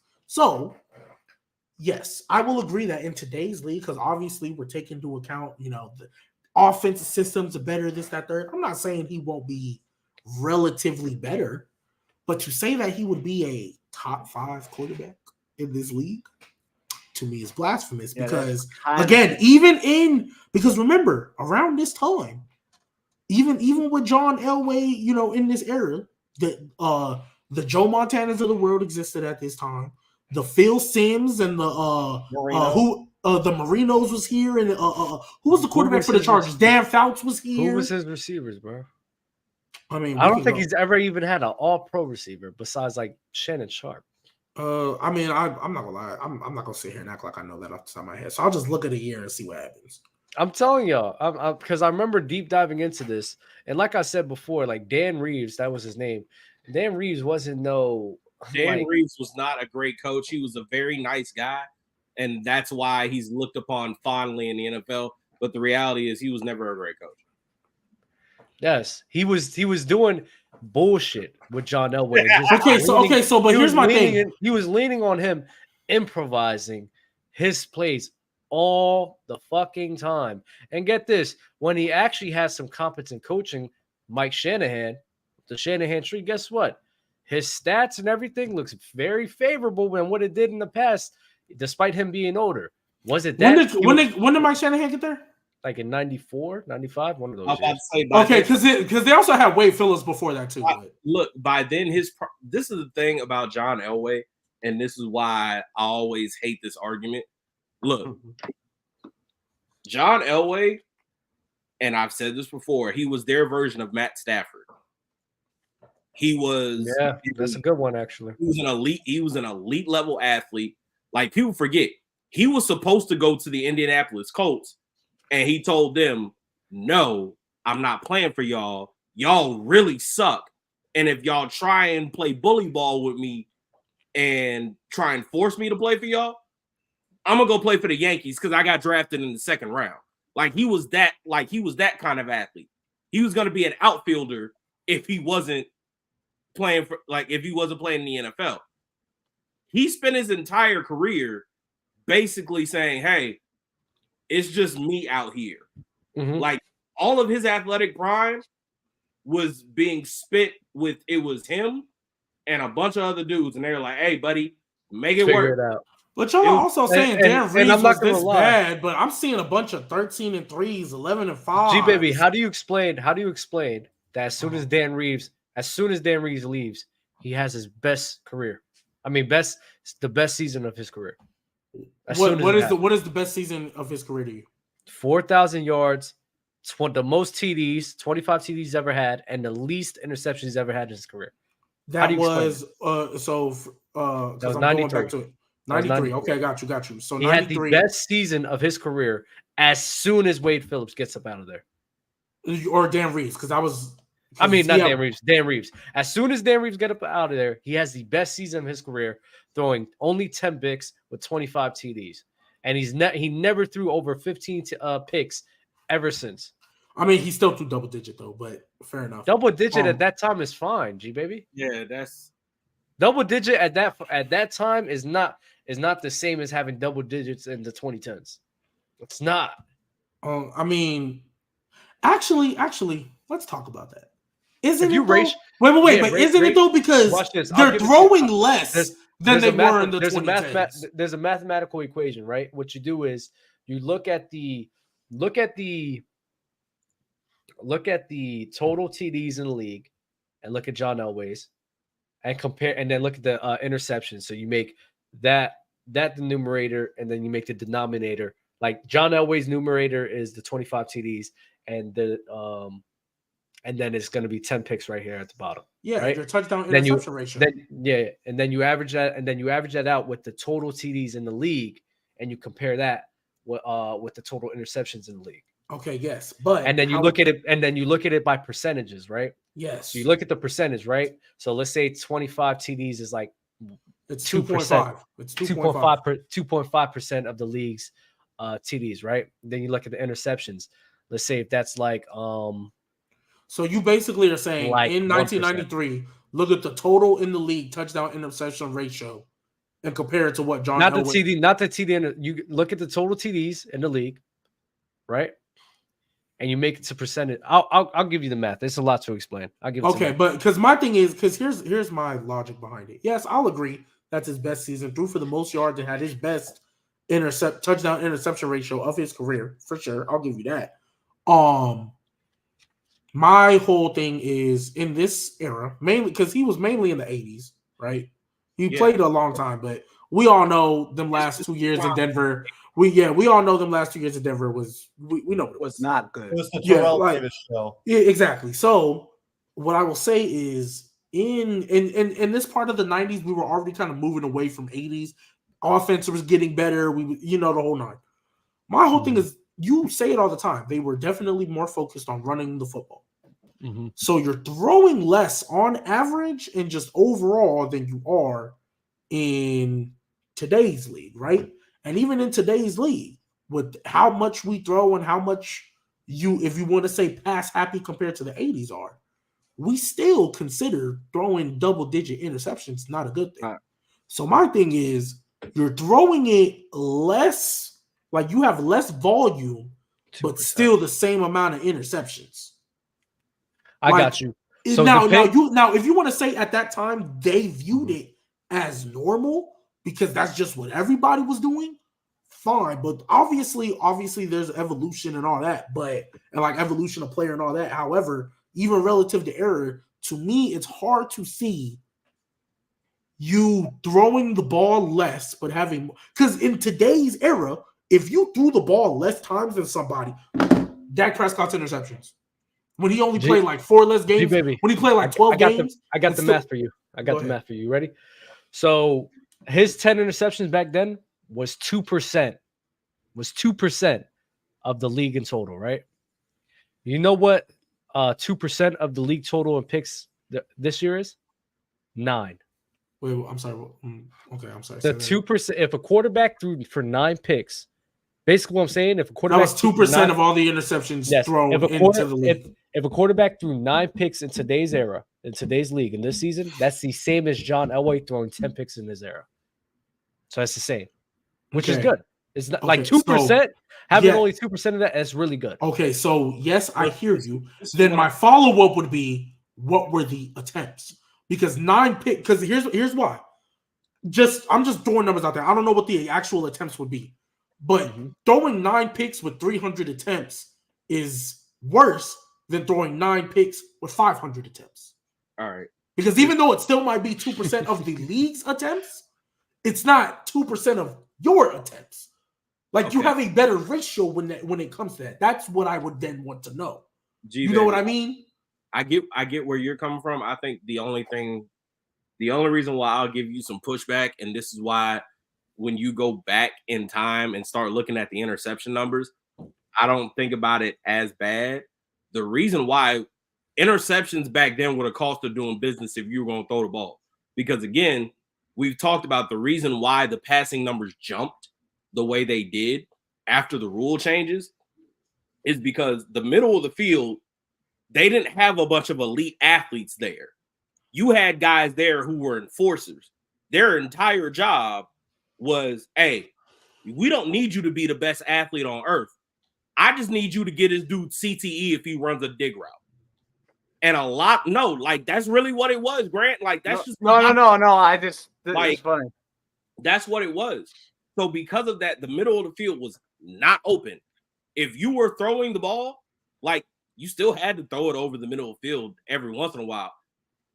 There are a lot of cases where, hey, you throw this ball in the tight coverage, your receiver gets his head knocked off, that ball's in the air, and next thing you know, it's going the other way. That was just the cost of doing business back then, throwing the ball.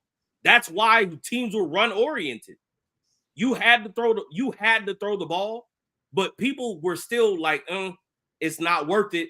The juice ain't worth the squeeze. You can still knock these dudes out. And unless you had a real guy, like unless you had an elite duo, like a Jerry Rice and Joe Montana, or you had Dan Fouts and Kellen Winslow, like unless you had one of them dudes back, like one of those type deals back then, nah, bro. Sorry, you gonna throw some picks. Like, there's not a lot of place for you to throw the ball for real. Yeah.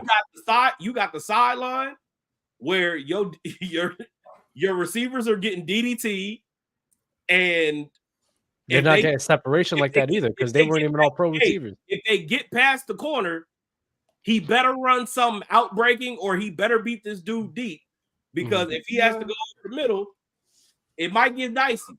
That's all I'm saying. So could I also throw out there, because you didn't have to rely on quarterbacks as much because it just was the cost of doing business? Shouldn't we hold the more modern guys highly in all-time rankings because they had more responsibility and weight on their shoulders for an offense? That's somewhat fair if you want to make that argument. I'm not tripping. Because again, the guys that I think were the best were the guys that played in the early 2000s. Like, because you got the mix of everything. You got a good mix of some of the rules from the years past the NFL. The NFL was still super physical back then, but you had better athletes and you had real innovative scheme starting to come in the NFL and really take hold. That was the apex of it all. Like offense and defense, if I'm being honest. And G-Baby, the Broncos in 1993, in terms of interception, were bottom 4. Yeah, that year for sure. I'll give you that year for sure. That year. And then that 10 right there, if we compare it to today's era, that's still better than 23 teams in today's league. As far as what the amount of interceptions they threw? The amount of interceptions. There's 23 teams in the league. Teams this year that threw had more than 10 picks. Yeah. So even John Elway, when we're using those numbers, still really, really good when we're comparing it even to today's day. Well, that's just what it is. Okay, so I'm gonna ask again, though. Okay,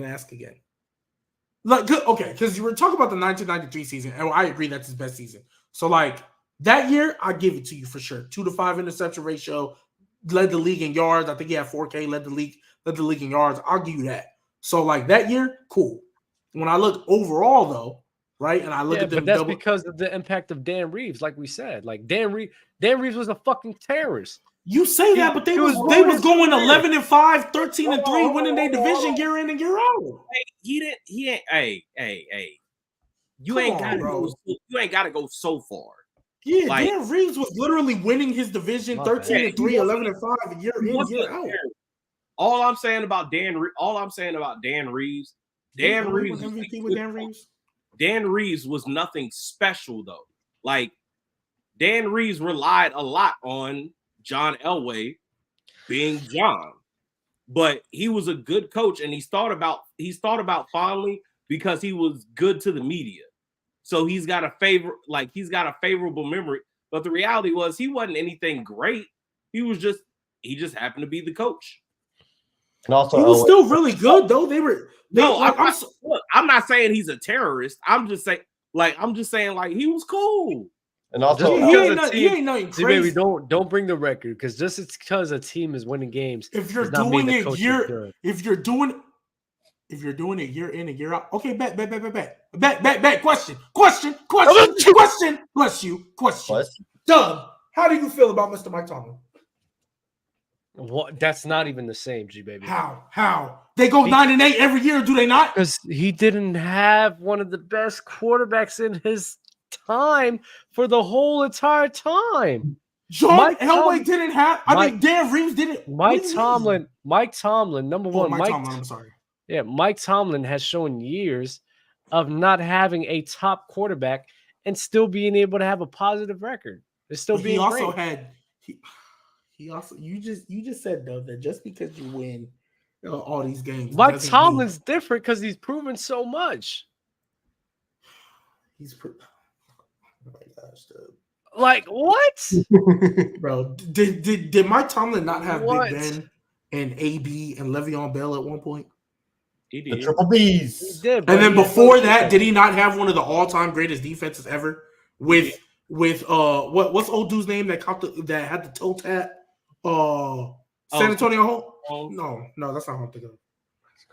You know what I'm talking about? The guy who had the toe tap end zone? Yes, Antonio. Yeah. Okay, so I was right. Santonio Holmes and Hines Ward and the bus and with like Mike Tomlin's had some guys too. Now, just as of late, now I'll give you as of late the last couple of seasons for sure. He ain't had them dudes, but are we really going crazy over some 9 and 8s? I'm talking about these dudes was winning the division year in and year out. You like I don't know a coach. Like if you give me an example, I'll shut my mouth.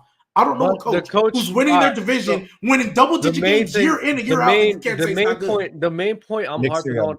The main point I'm harping, it is Nick Sirianni. But the main point I'm harping on is the main point I'm harping on G Baby. The main point I'm harping on G Baby is his offense. Like that's what I'm really harping on his offense. His offense just wasn't that great. Unless he has like a great running back or like a very dynamic running back, his offenses like aren't great unless he has like a great quarterback that could be on there like John Elway.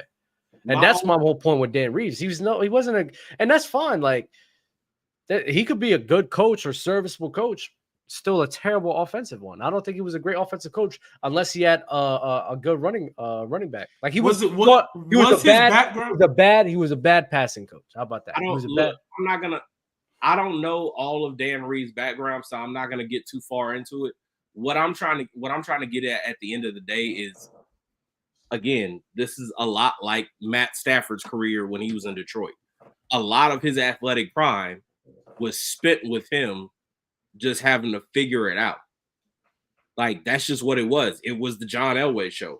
He had to figure it out, whether it was scrambling and making plays with his legs or him throwing the ball or whatever. Like, that's just what it was.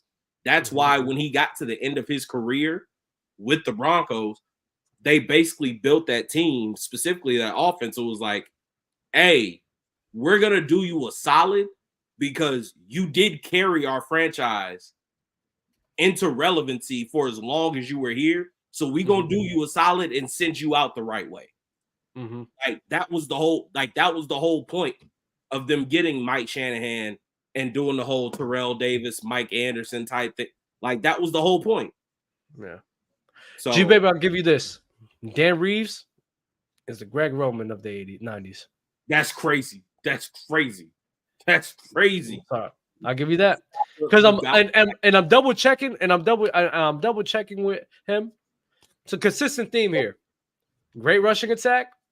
Passing's always worse in the league or like bottom 15 every single year, no matter what. Saying Greg Roman is crazy. And you know how I feel about Greg Roman. Here's my follow-up before we get off this stream. Here's my follow-up.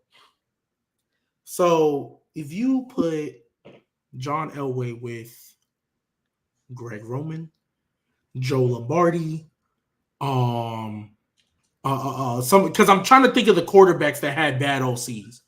He'll be fine. He'll be great. He'll be able to make it work. Enough to be a top 5 quarterback? The same way he was making it work with Dan Reeves, he could make it work. But the talent. But the floor is way higher now. I was about to say the floor is so low. Yeah, I'm not gonna lie. John Elway was a top 5 quarterback by default. The thing is, you're using. He was a top 5 quarterback by default. I really feel with the 80s. I really feel like y'all just using the stats. Done with the 80s. Comparing those stats of what they can do today. I'm not doing that. I'm taking John Elway as a player, and I'm imagining who he can be in this era. His stats aren't going to be that at all. I don't think he's going to be a guy throwing 12 picks. I don't think he's going to be a guy throwing 12 picks. You want to know why I still think so? You want to know why I still think he's going to be throwing double-digit picks? Because even the guy we're comparing it to, Josh Allen, throws double-digit picks all the time. And they're similar type players. So I still think literally complete swap, he's still throwing. So then he'll be Josh Allen. I think he'll be Dak Prescott. No, it'll be Josh. I think it'll be Dak. The rushing threat that John could be utilized in this era, bro. I think he'll be Dak. Yo, go watch more John Elway, man. But that's all I got to say, bro. That's all I got. Y'all sleep on John Elway and what he can be, man. I swear. He was a top 5 quarter. It's kind of like Kareem. Hey, y'all know how like when they say Kareem was the most dominant big man in the 70s, even though that was the weakest era we've ever seen? John Elway was a top 5 quarterback by default in a weak era. That's how I feel. We can end it on that. All right. Y'all be easy. Like the video, subscribe, man. This guy is disgusting. Peace. Call it what you want.